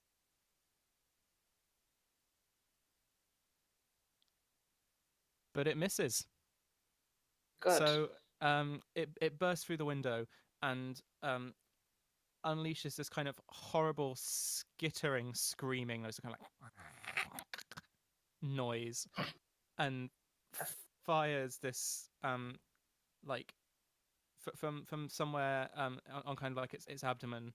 It turns around and fires this string of webbing in the general direction of Jenkins, but he manages to duck under it and raise up his shield above his head. And a little bit of the webbing gets stuck on his shield, but he's able to scrape it off with his scimitar. Okay, and that's the giant spider's turn.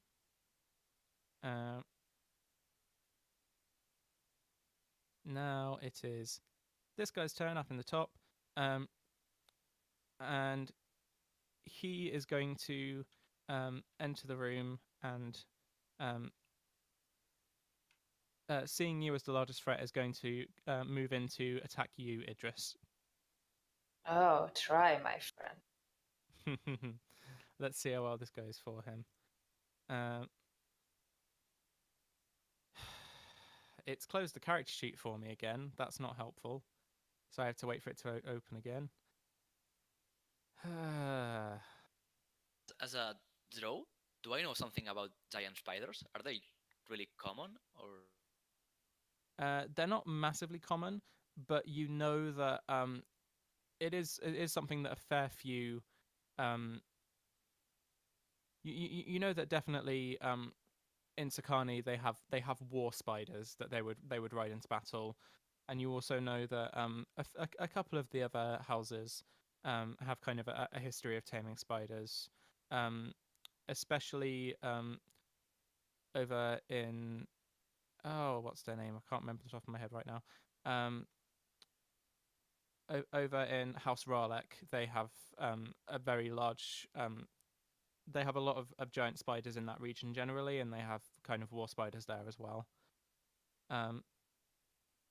So yeah, this guy is going to make an attack on you with his short sword.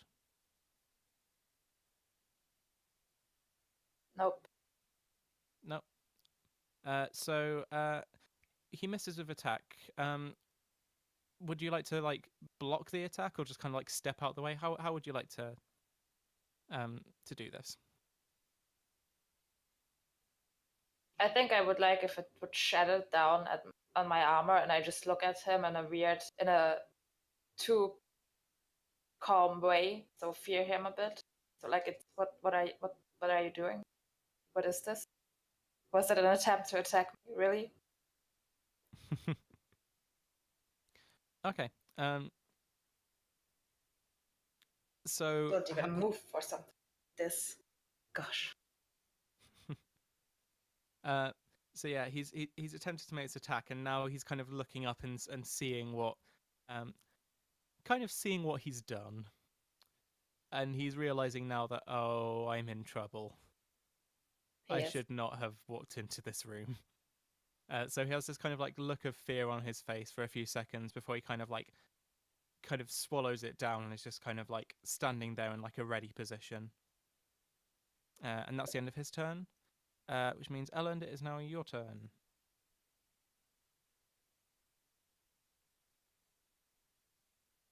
my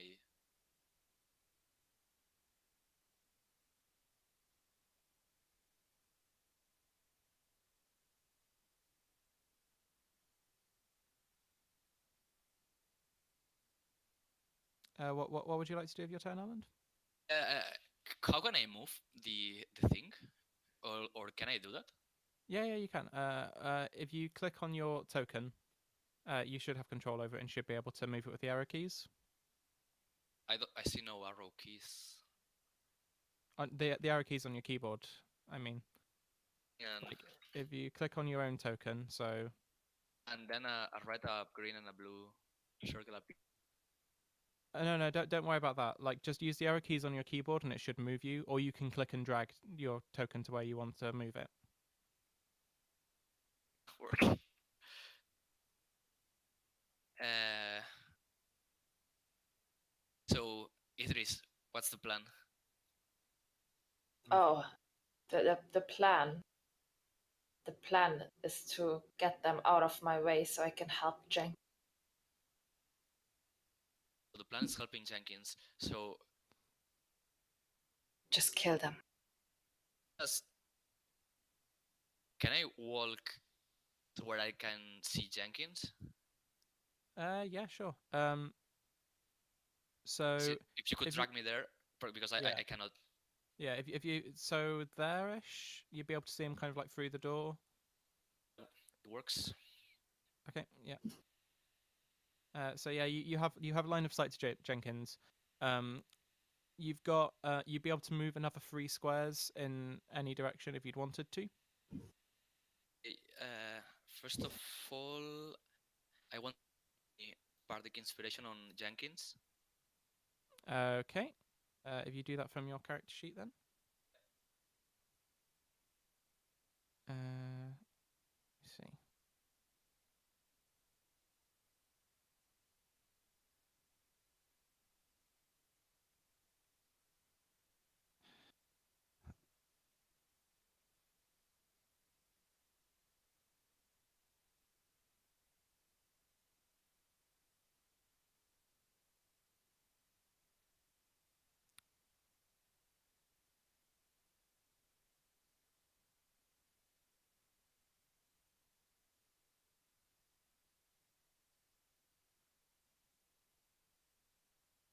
Sorry, yeah, the Roll20 is being difficult for me.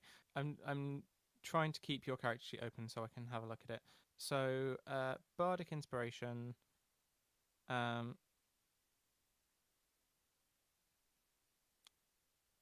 me see.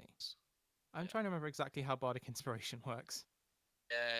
I can use it's a bonus action, so Okay. I use bardic inspiration.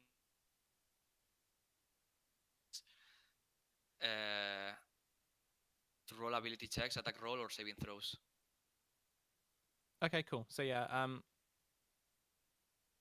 what does it look like when you provide bardic inspiration? Are you playing an instrument, or are you just kind of like shouting words of support? I just and I just shout at him, Jenkins, look at me. He turns and looks at you in the middle of this, like simultaneously being attacked by a spider from across the room and having just attacked a guy. He just turns to look at you. I just stare him in the eyes and I just say to him, come on, it's your first mission succeeding and you cannot fail. And I just how do you call it this with your fingers? You snap your fingers. I snap my fingers and then he realizes that something is inside him.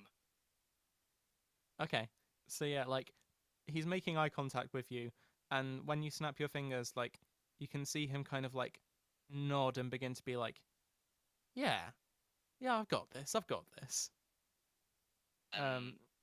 Yeah, with my other 3 movements, can I just like in the corner somewhere? Yeah. If you click and hold with your mouse on the square you'd like to be on, it'll ping it for me, so I'll be able to see.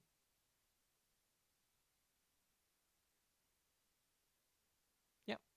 Okay, I'll move I saw the spider and that's trouble.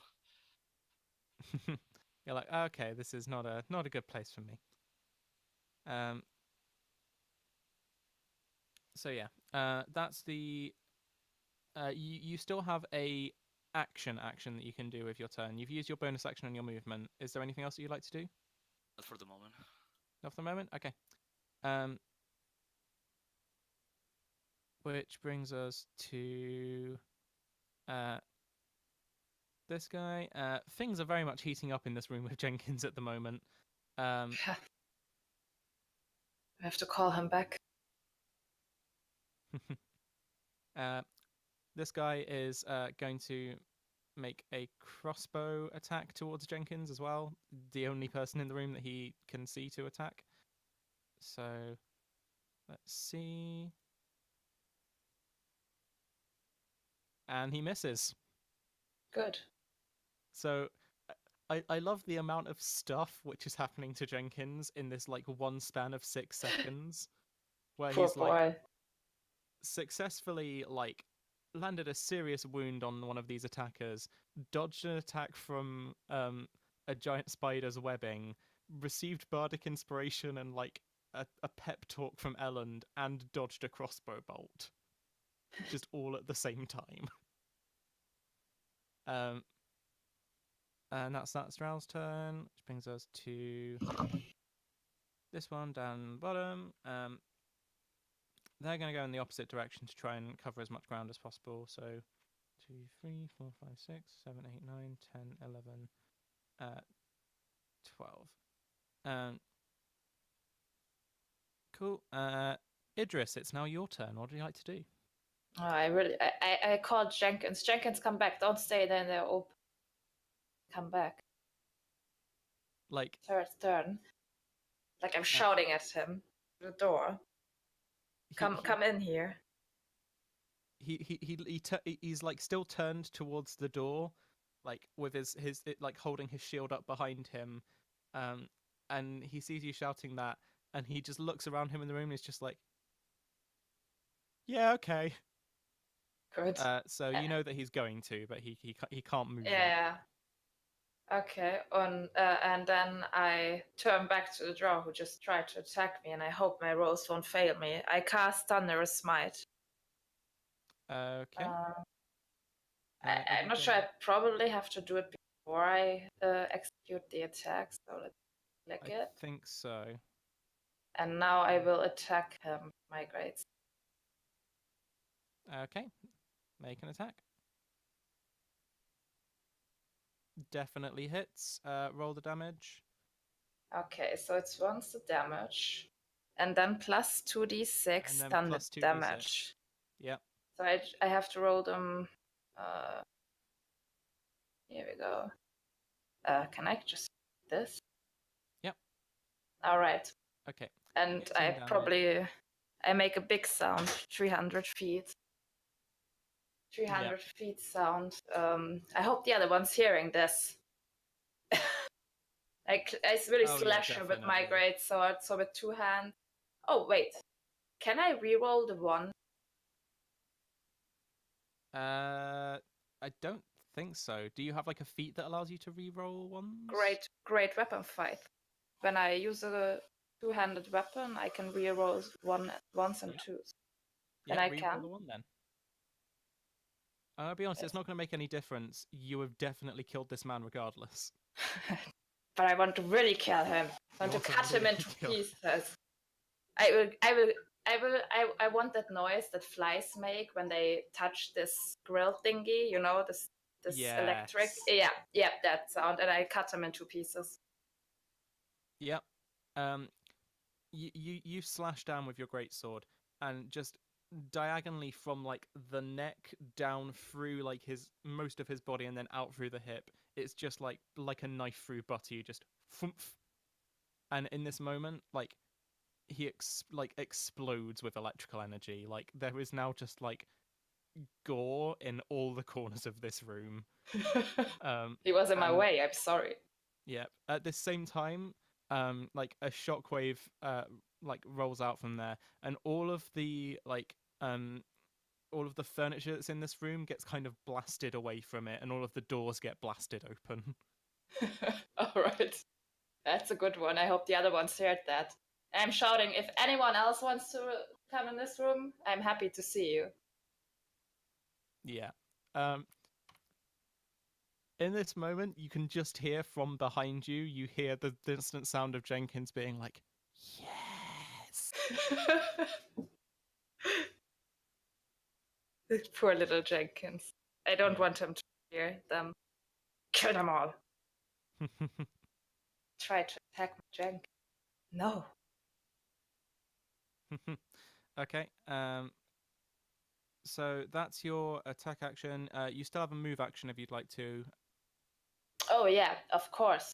Tactical position. I will stay right here. Come accept Jenkins into this room. I will kill him. Cool, cool. Um, so that brings us to this drow that's in front of Jenkins. They are going to make another attempt to attack Jenkins. Give me somewhere between 5 and 10 minutes for this character sheet to show up. I'm hoping this is something which will not continue for the entirety of our campaign, because it will make things a bit annoying. I think you have just simply too much character sheets open. For me, it works really fine, actually. But I just have two open, so. Yeah, I've got to have a bunch open. And I think the way that it works is I'm like hosting the game, so it takes up a bunch of my bandwidth as well. Okay, character sheet's back. So he's going to make a short sword attack on Jenkins. Nope. Jenkins is just he's doing real work with this shield at the moment. So the drow he's again inspired. slices down to try and hit him, and Jenkins just kind of bashes back with the shield. And yeah, absolutely does nothing. Which brings it to Jenkins' turn. Jenkins will disengage. Cool. Come, Jenkins. And I will point him to here. He should watch that door. So if he can hear anything or disengage is double of movement, is it not enough? One. Disengage counts as an action, so the most he can move is 30 feet. Oh, really? Okay. Yeah. I thought it's like dashing. Okay, so one. No. Disengage and dash are different things. 6. I will position him here. Right. Yeah. That's 6. 1, 2, 4, 5, 6. Yeah. Yep. Cool. You can come in here, so we can flank these little beasts when they come in. So yeah, he comes back into the room and actually seeing the gore and devastation that's happened in this room, he's just looking around and he's got a mixture of looking at you with awe and also looking kind of terrified up until the moment he sees on the floor the sheet of paper he wrote earlier that says "Don't be afraid of Idris," and then he's like, Poor Jenkins. Okay, that's his turn, which brings us to Kelrund. Kelrund, I think he will have heard this other drow coming around the other side. So he moves position to 1, 2, 3, 4, 5, 6. He's going to dash to the other side of the consular office and kind of position himself in this corner to try and head off any ambush. And he shouts over into the room and he's just like, "This is the most defensible position we have in the house. I would recommend we get in here." And that's going to be his turn. Okay. Brings us to this giant spider. So 1, 2, 3, 4, 5, 6. And the giant spider kind of realizes that it can't fit through this doorway that's here. So it's kind of it's staying in wait and kind of like awaiting further instructions from whoever is supposed to be controlling this giant spider. Oh, can I tame them? Um, When I I feel like killed this them. is a discussion for when you're not in the middle of a battle, but we'll True. see. Okay. Okay, which brings us to the other giant spider, um, who kind of in the same way moves up a little bit, and in this case, it kind of crawls up onto the ceiling of the library, but again is kind of awaiting some further instructions. Which brings it to Elland. It's now your turn. What would you like to do?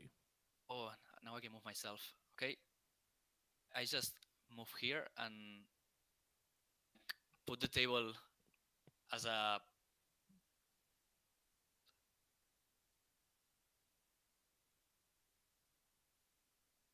as a barricade or as a shield.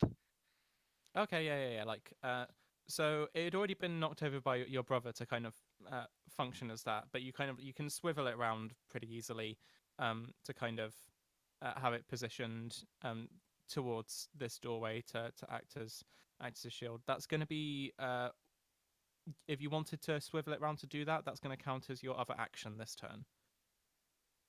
Okay.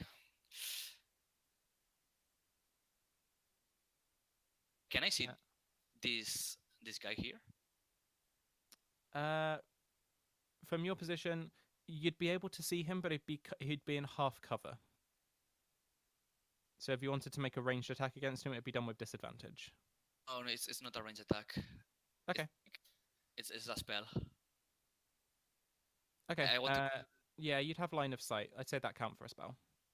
because I think it's to a creature that can hear me. So So yeah, then he can hear you. I cast the him. Best spell. Best spell. Hideous laughter. Oh, that's my favorite. Okay, let's do a wisdom saving throw for him.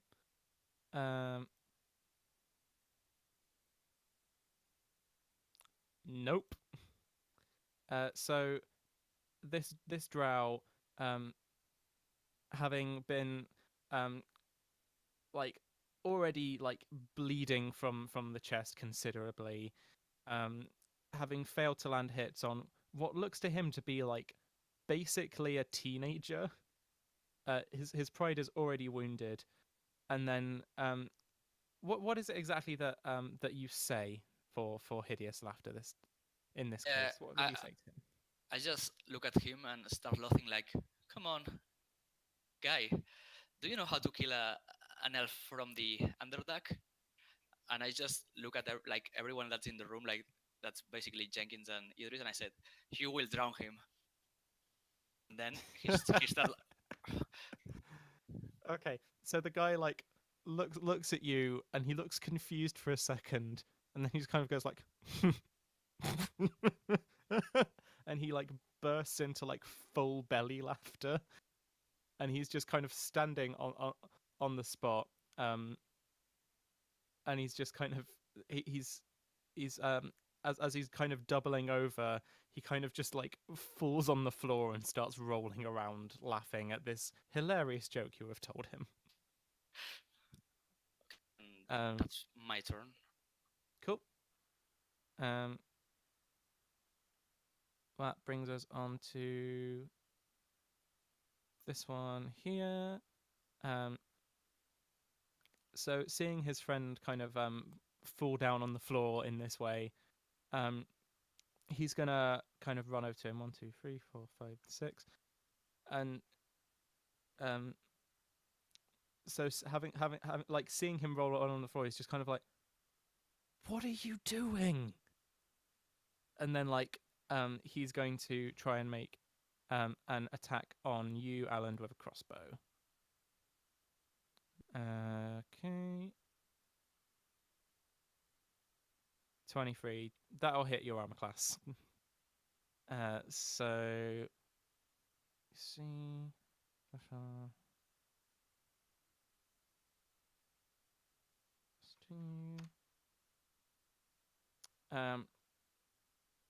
he hits you in like the shoulder with a crossbow bolt. I need you to make a Constitution saving throw, please.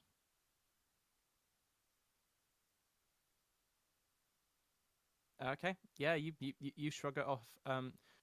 You know that these arrows will be poison tipped, but it doesn't seem to have any kind of effect on you. You're able to very easily shrug it off and kind of pull um the arrow out of the wound before the poison can properly sink into your system. But yeah, you've still taken that damage. That will bring it onto the drow down in the bottom right. Whenever Roll20 decides to stop freezing.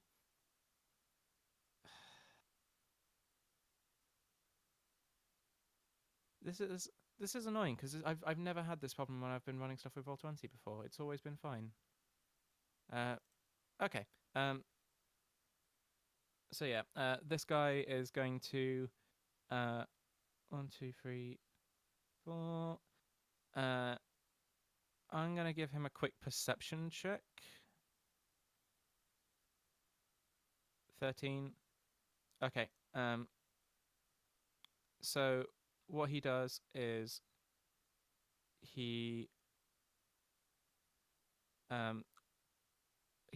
goes up to this corner and he has the idea that he needs to be careful when he's entering this room, that there might be people in it. So he kind of slowly inches the door open, and he spots Kelrond in the hiding place, and he's going to make a attack with hand crossbow. That's not what I was going for, but okay. Come on.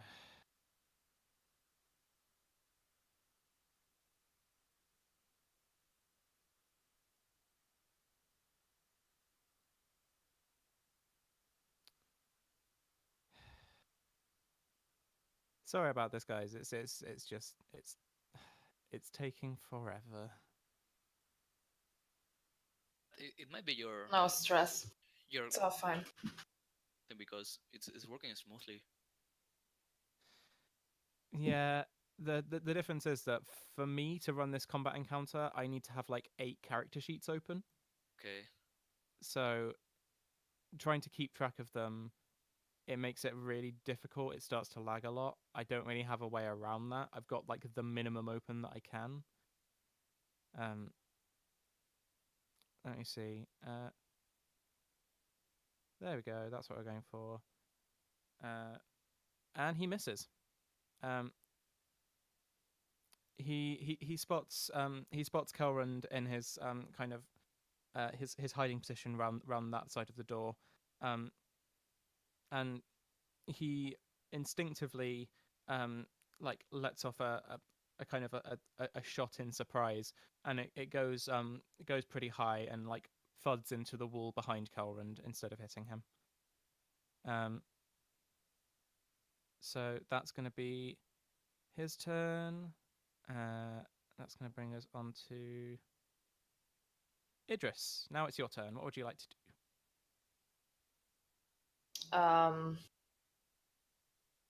Since I recognize the spiders won't come into this room, one guy's laying on the floor, laughing. Pretty amusing. I'm not sure anymore how to do this, but there is a ready option. So I would get ready. I would use my action and my movement to get ready. If somebody enters the room, I will swing at him with my greatsword.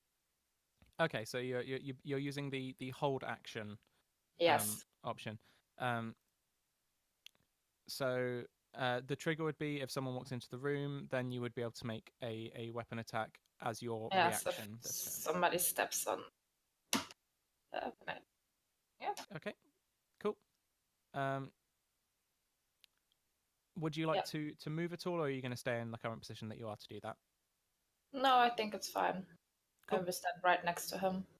So when he enters the door, instant head off. Okay, that brings it to this drow's turn again. He's going to make his Constitution saving throw again. No, it's a Wisdom saving throw. So let's see. 14 for hideous laughter. It's against your spell DC. Ellen, do you know what your spell DC is? It'll be on your character sheet somewhere. I'd open it up to look myself, but then I'd be freezing roll 20 for another 15 minutes. It's charisma. It's 12. 12? Okay, he succeeds. So with his comrade kind of like coaxing him back up, and kind of the severity of the situation, the spell kind of fades from his mind, and he's finally able to kind of pull himself out of this this haze that he was put into. He uses one of his actions to stand up, and he uses the rest of his movement. He's going to advance into the room. So, Idris, if you would like to make an attack. Of course. Do I get advantage? Since he didn't know that I'm there. Or did he know that I'm there? Question. I'm not sure that you'd get advantage for that necessarily. I think if we just keep it as a straight roll. His AC. Oh, it doesn't hit his AC. So he's kind of wary in his approach when he's walking into the room, and he sees you just out of the corner of his eye, and he's able to duck under this swinging attack that you make. Okay. And he gets another 10 feet of movement. So he places himself down in this corner. And that's going to be the end of his go. Now it's Jenkins' go. Oh. Jenkins. Turn. I think Jenkins will just take a step to the sky and attack him. Please Okay. work. Come on, Jenkins. Do it again. No! Bear in mind, he has Bardic Inspiration. Oh, what does it Yeah. do? I 1d6 extra if you want to use it. Oh, yeah, of course. 12. Not enough. Still doesn't quite hit. So yeah, he goes in to kind of attack this guy, but he has a kind of reckless approach to this as he's going in. It almost seems like he's trying to impress you, Idris, and he's kind of like he rushes in, and his aim is just off. So the guy is able to kind of deftly parry the attack, and prevent Jenkins from landing a hit on him. Okay. And that is, I think, going to be Jenkins' go, unless there's anything he can do with bonus actions. I don't think so. Okay, that's going to be Jenkins' go. This brings us to Kelrond. He is going to step through this doorway and make an attack on this guy here.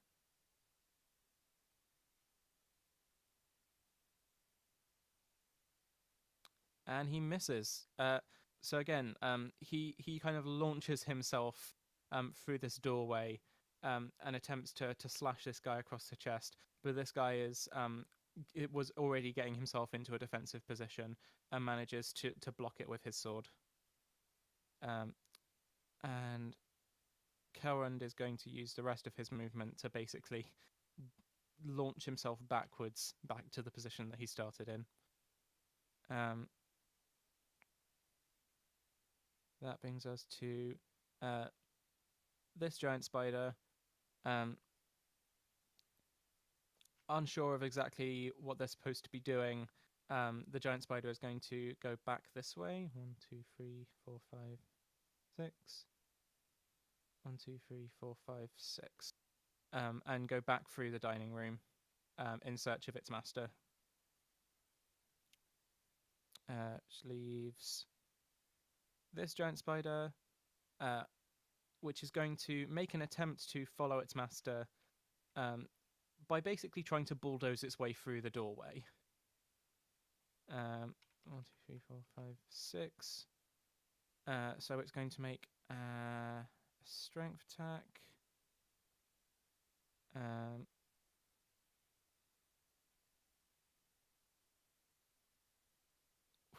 Natural 20.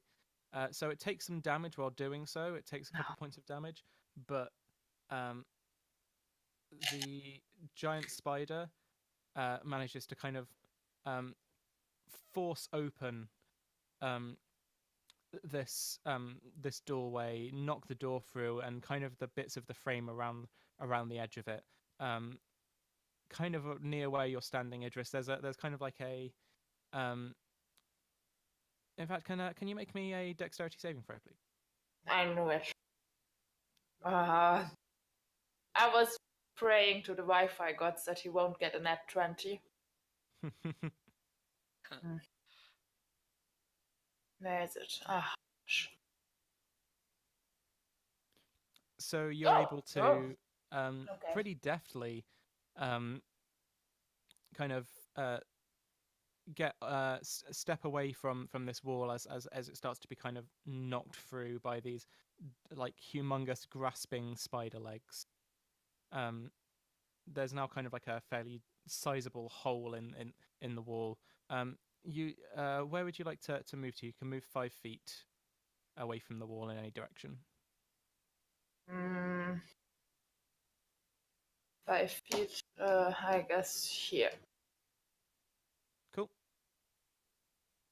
So yeah, you can now see this giant spider kind of bearing down. It raises its front 2 legs, and you can see the pincers kind of gnashing together in anticipation of attacking.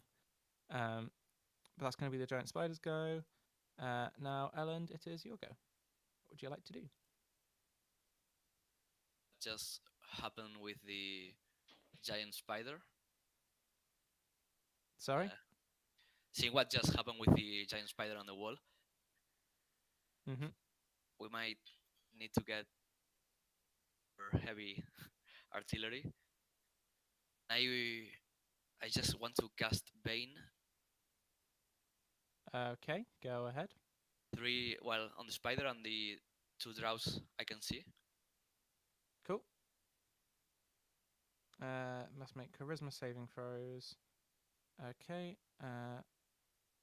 Let's see the draw that you can see.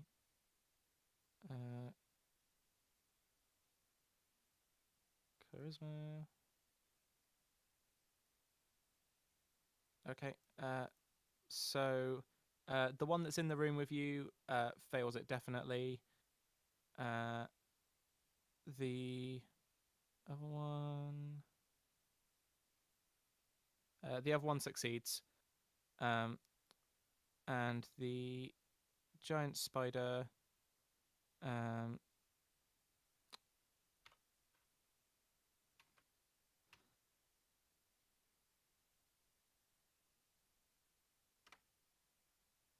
And the giant spider fails it.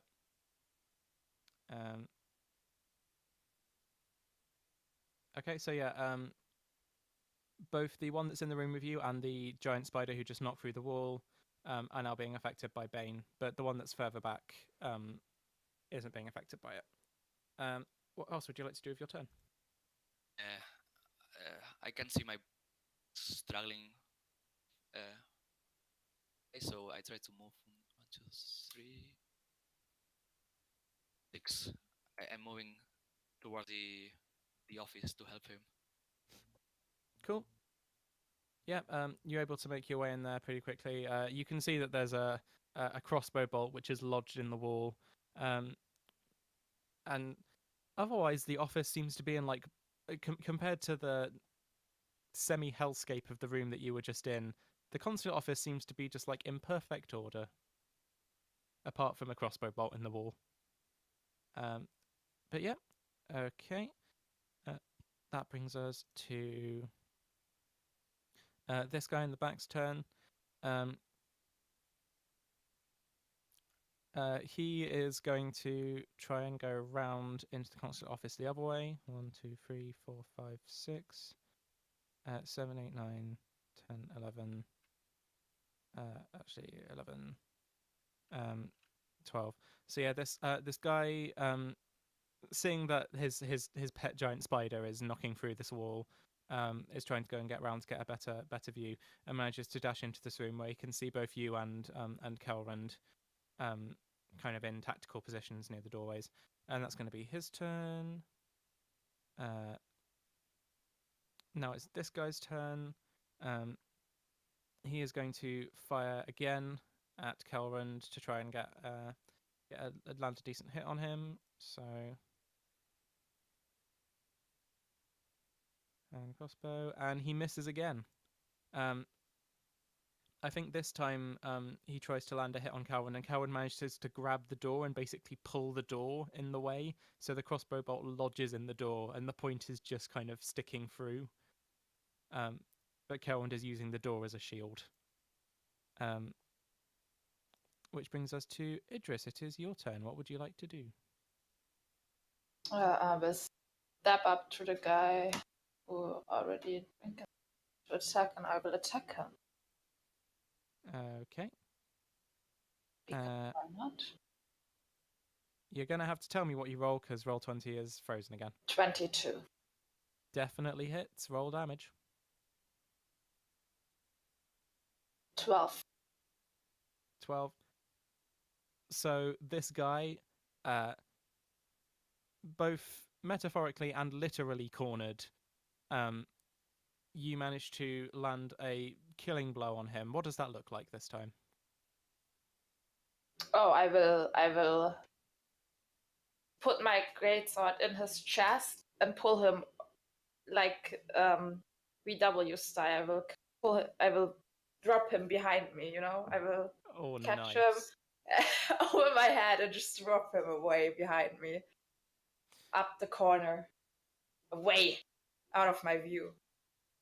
Yeah, you kind of catapult him overhead, and as he's kind of arcing through the air, there's like a chandelier that's on the ceiling, and he kind of bashes into the chandelier and then falls directly down on top of this kind of overturned table. And if the sword stabbing him through and throwing him through the air wouldn't have killed him, then the snap that happens when he breaks his back on the table definitely will. Good. So yeah, he's very dead. He's very dead. That's good. I like it. Which brings it to Jenkins' turn. Of course, I shouted to Jenkins, "Go in the office. Follow Ellen." So he shouldn't fight the spider. He should help these guys, and he will. 1, 2, 3, 4, 5. I think he will just run in here, maybe here, and just have a look first, just to gather information what's happening in here. So that's probably all he does this turn. I don't think he has any ranged weapons, though, and he can't get the other guy. So he will stay there. He's just getting an insight what's happening right now in this room. Yep. So yeah, the sight that he sees when he comes into this room is simultaneously Kelrand holding the door as a shield as a crossbow bolt gets fired into it, and someone coming in through this other side door and leaping up onto the table. But yeah, that's what Jenkins sees with his turn. This brings it back to Kelrand's turn again. This time, he is going to step out properly into the cloakroom and try and make a sword attack against this other guy.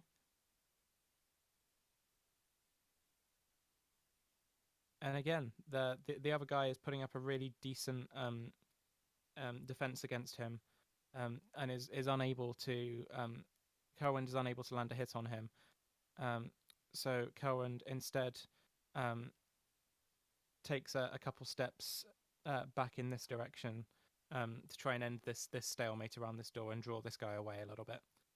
So that's going to be Kelrond's turn, which brings us to this giant spider down in the south, who is going to 1, 2, 3, 4, 5, 6.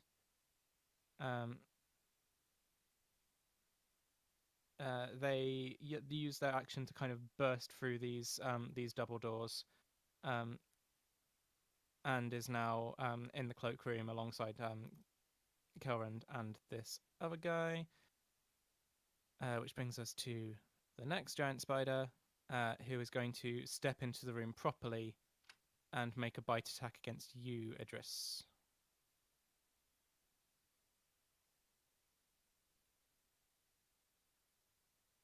Mm-mm. 15. Does that hit your No. DC? Nope. No. Nice. So, how do you defend yourself against this attack? I think actually I won't hurt this. This is an innocent animal. It's not its fault that the humans handling them are that stupid. I will put my hand on his forehead and just push him away. I will just hold him away with my strength. You know, like this little Nice. child that just try to run to you, but you're holding a giant spider. Just calm Yeah. down. You do that with a beast which is like 5 times your size, and you're just like, no, thank you. Please, please, please stop. It's actually one of my personality traits that I can stare down a hellhound without flinching. So it's really fitting. Yeah. Spiders ain't no thing. Okay. So yeah, we're gonna run a bit over here because we want to finish up this combat encounter, but I don't think it should be too much longer. So Elland, it's now your turn. What would you like to do?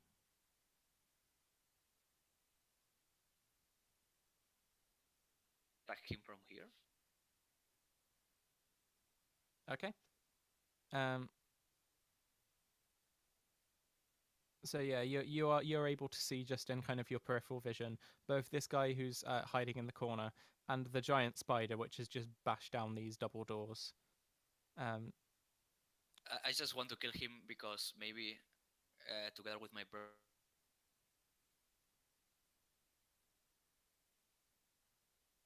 So Okay. I'd say the door is pretty beat up at this point, so you'd be able to make an attack. It would be with disadvantage because he's trying to lean around a corner to do it, but you're in range, so make an attack.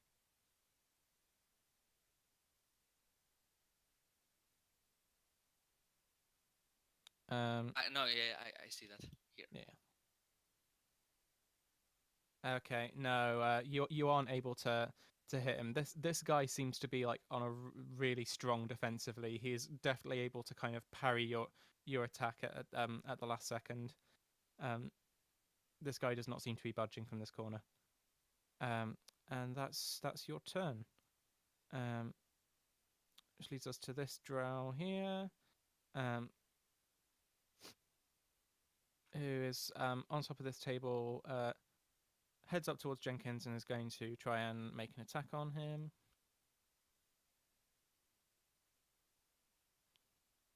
Does 18 hit his AC? Oh, wait. I actually think it's his AC. Does it hit? It's exactly Draws 8. are in the favor of the players, so no, it does not hit.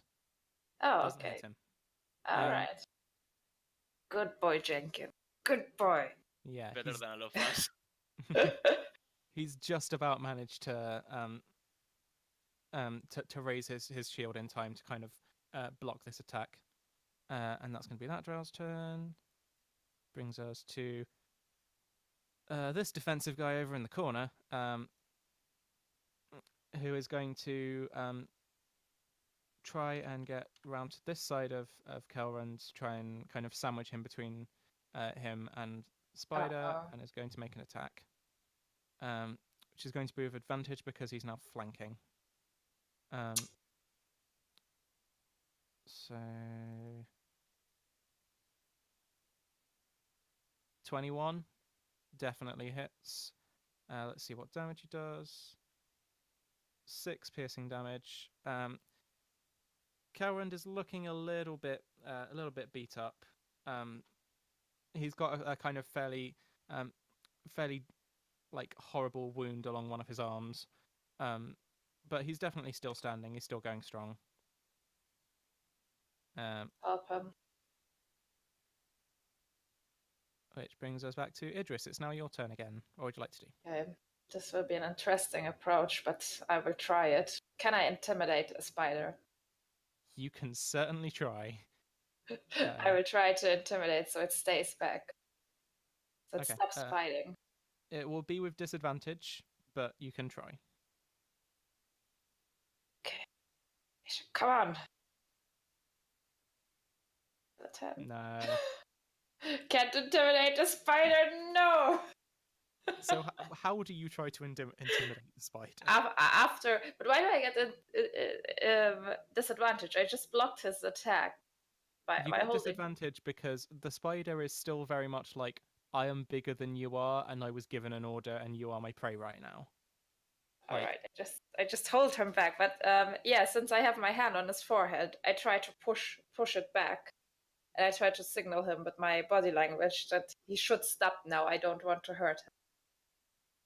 Okay, so you're trying to do that, and it doesn't seem to be paying any attention to any of your body language. It's just like flailing its limbs towards you, like trying to gnashing its fangs together as best it can. It doesn't seem to be paying any attention to what you're trying to do.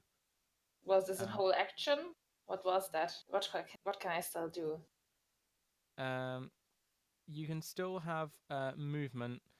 You can still use your turn to disengage. Disengage, yeah. And then you would have your 30 feet of movement.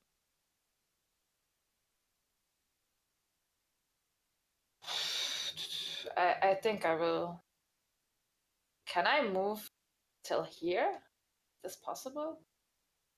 3, 4, 5. Oh, I can actually stay here. 6. Right? 2, 3, 4, 5. Well, Would I get unless you're bursting attack through walls to do that, you don't need to go 1, 2, 3, 4, 5. This is the furthest you'll be able to get with 6 because you have to, not unless you've gained the ability to just teleport through walls. You do need to. Oh, okay. I thought actually, how do you count steps? Because I was here, I could go. So I can't move diagonally. You know what I mean? Because I guess you can move diagonally. Yes. Yeah. Okay, because then I can make this. Yeah. Okay. Makes sense. Yeah. Just to flank him. Next turn you will die. That's it. Okay. Because now it's Jenkins' turn. Now it is Jenkins' turn. Jenkins attacks. I'm close. He should.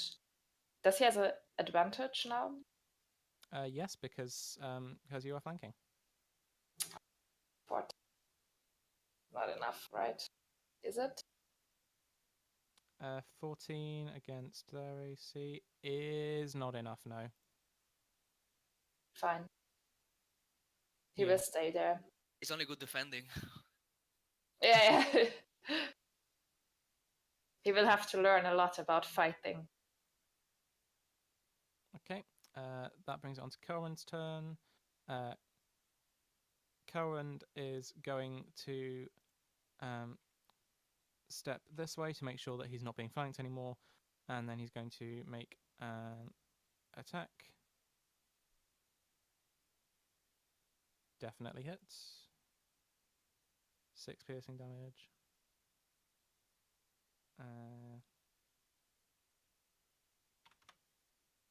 Yep, he manages to land a pretty vicious hit against this other guy next to him as well. Oh, and that's going to be the end of Kelrin's turn. That brings us on to this giant spider. Who's going to make his way into the room and try and make an attack on Calrond as well. So let's see if that one lands. Definitely does. 11 piercing and 9 poison. Kelrond is just dead. Like, No. this giant spider pretty much it's not so much that he does a bite, that he like swallows Kelrond whole. No. Glad I didn't use my second bardic inspiration to save that. Okay. Poor, poor brother of you. Okay, that brings us to this giant spider. 1, 2, 3, 4, 5, 6. And then 1, 2, 3 is going to get to 4, 5, 6. Is now trying to flank you, Idris. Oh, this little beast. Right? Mm. That could be a problem. Sorry, Ellen, were you trying to cast a spell there? No, sorry. I just was trying to click to read the description and I Now just it's your turn. What would you like to do with your okay. turn? Just so what it happened with my brother there, and I just my eyes look like red. So I just run away like 1,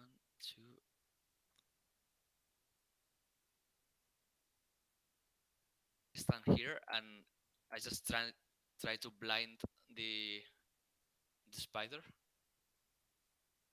Okay, so it needs to make a Constitution saving throw.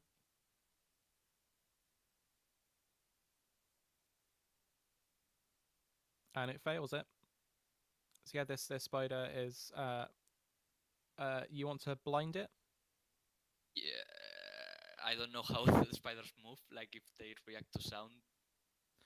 Like they can still hear, and they would still be able to react to a certain amount.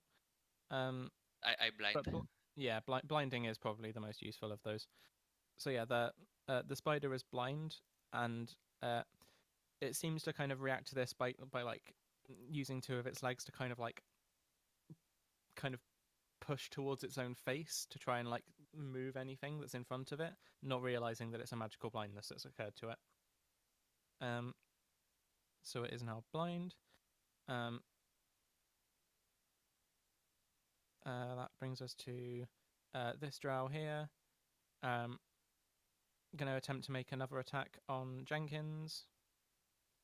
No.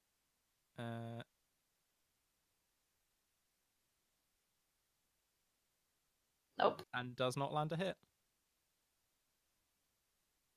Good. So that's going to be his turn. Brings us to this guy here, who now is going to 3, 4, 5, 6. 1, 2, 3. He's made his way into the room, and that's going to be the end of his turn. He's kind of leapt up onto this other table. Idris, it's now your turn. What would you like to do? Attack. Is it advantage since he's flanked? Mm-hmm. Then it's a 23. Roll your damage. 6 slashing damage. And that's against the drow that's in front of you, yeah? Yeah. Okay. He's not a one-shot this time. But Jenkins, now it's your turn. Yeah, as he's going down to make this attack on Jenkins, you're able to kind of exploit the fact that he's kind of overreaching a little bit, and you manage to land a pretty hefty slash to his back. Good. Okay. Now it's Jenkins. Jenkins will attack him as well. I hope this time it will work. Yes, 18. It will. Yep. Roll the damage. 9 slashing damage. Beat him up from both sides. Oh, okay. This is definitely what happens. You go to attack him, and your sword goes through him and out the front, and Jenkins' sword goes through him and out the back, and they cross in the middle. Oh no, please make Jenkins cutting off his head. Oh, sure. Yeah. That's what you want to do. You stab him through the back, and Jenkins beheads him. And his head goes kind of flying through the air, and basically hits the spider, who doesn't know what's happening and is flailing around with its severed head. Which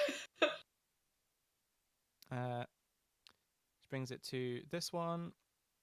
Who's going to come to here and make a strength check.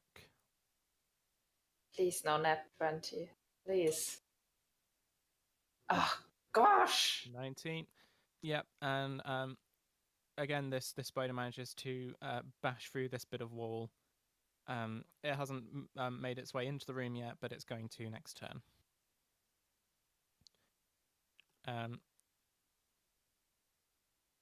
Which brings us on to this giant spider down here. It's going to try and make an attack at you, Idris, but it's going to be with disadvantage because it can't see. Good. Okay. It's going to hit anyway. Yeah, just because you were directly in front of it, basically in its jaws. Before the damage, I want to use my second. How does it call the cutting words to help Idris? Sure.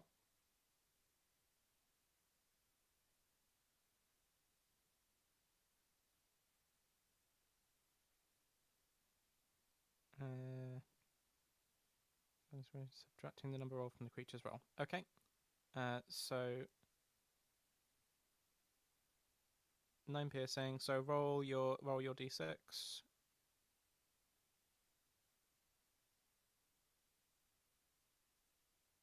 4. Okay, so you take 5 piercing damage and 7 poison damage, Idris. 5 piercing and 7 poison. Yes. Okay.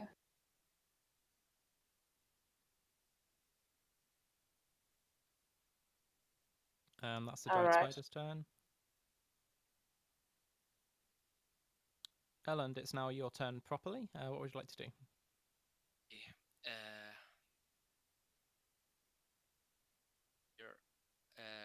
Getting through. Oh, hang on. I just remembered. This spider has Bane cast on it. It does not land the hit. Oh. Never mind, you didn't take any of that damage, and you didn't have to use cutting words. That spider did not land a hit on you. Good. I'm doing the same thing again. I touch his forehead and press him back. Nice. Come on, not now. Is this spider about to enter the room? Or? Yes. It is. Yes, it is. So, okay. Don't run away. I will kill the other master, and then we can talk with the spiders about it.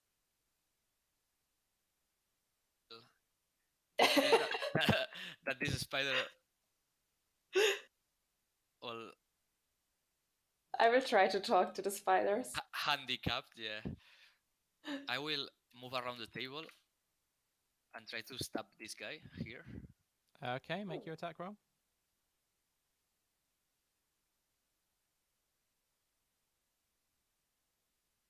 Does not hit. Again, this guy is able to kind of this time able to just kind of dodge at the last second the stab that you make towards him with the rapier. He manages to just about kind of catch his balance on the edge of the table and stay standing on top of it. Okay. this point, give me a second. Lady Selwyn is making her way down the stairs. Oh, finally. 4, 5, 6. She has line of sight to this giant spider. Don't kill it. Blast it. Harmless beast. She is going to cast Witch Bolt on it.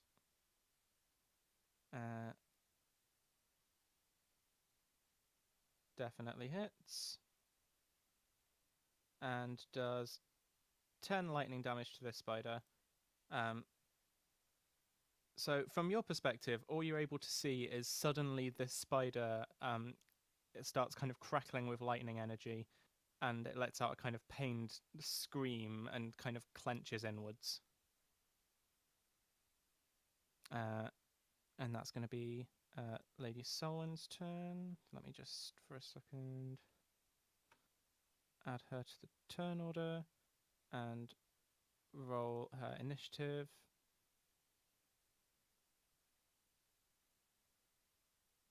Okay, and so it's just been her turn. So that will come back to Idris. It is now your turn. Okay, I will move up 6. So I will avoid him. Wait, how do I explain it? So I go this way, then one step here, Mhm. and then I will make one step here and come down here to this Okay. place and attack. Make your attack roll with advantage. Raise. Go. 22. Definitely hits. Lucky you. 7 slashing damage. Yep, you kill him outright. How would you like to kill this one? Oh, some creative way for this.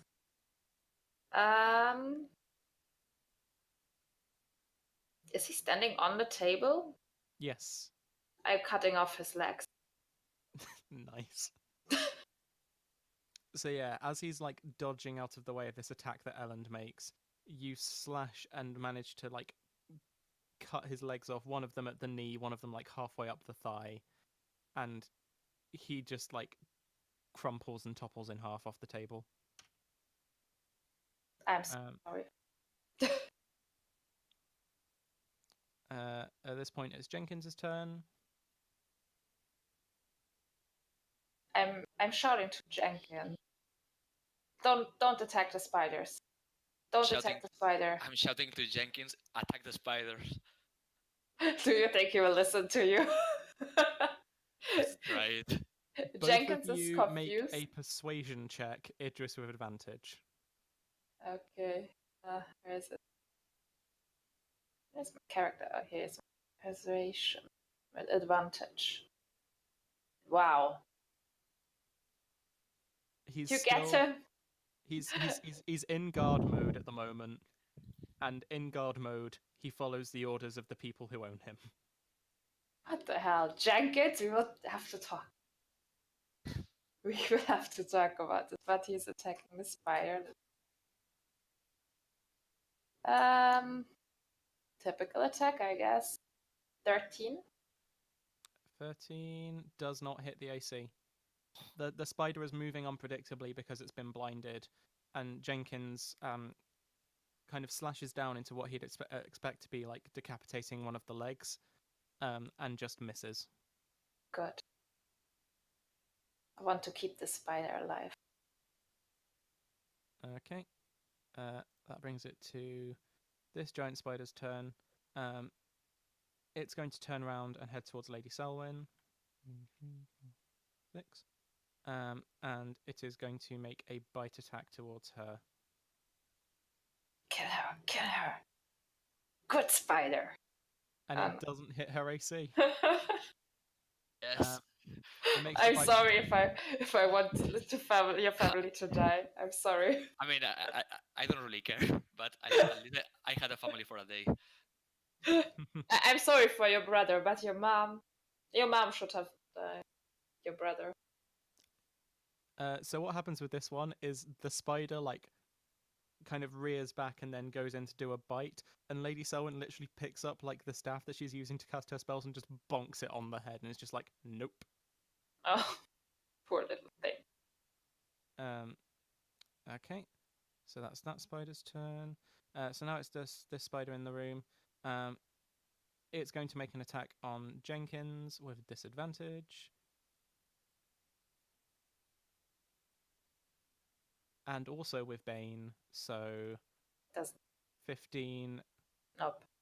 Nope. Jenkins is managing to. He's following the training well. He's keeping the shield up in front. Good job, Jane. Elland, it's now your turn. What do you want to do? I'm still shouting at them. Don't attack this spider. It's not harmful. Route do we have? Like, rely on her. So I move here. 1, 2, 3, 4. Let's get out of here. I will handle the spider. And I will try to cast. Does it affect?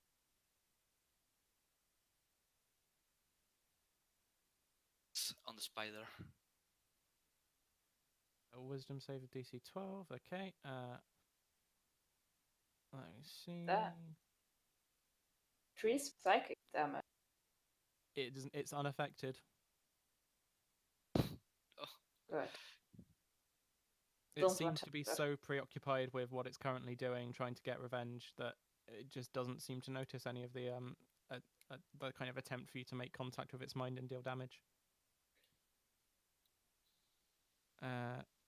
So that's your turn. Brings us to Lady Selwyn's turn. Lady Selwyn uses the effect of Wilch Bolt to deal a d12 of damage to it.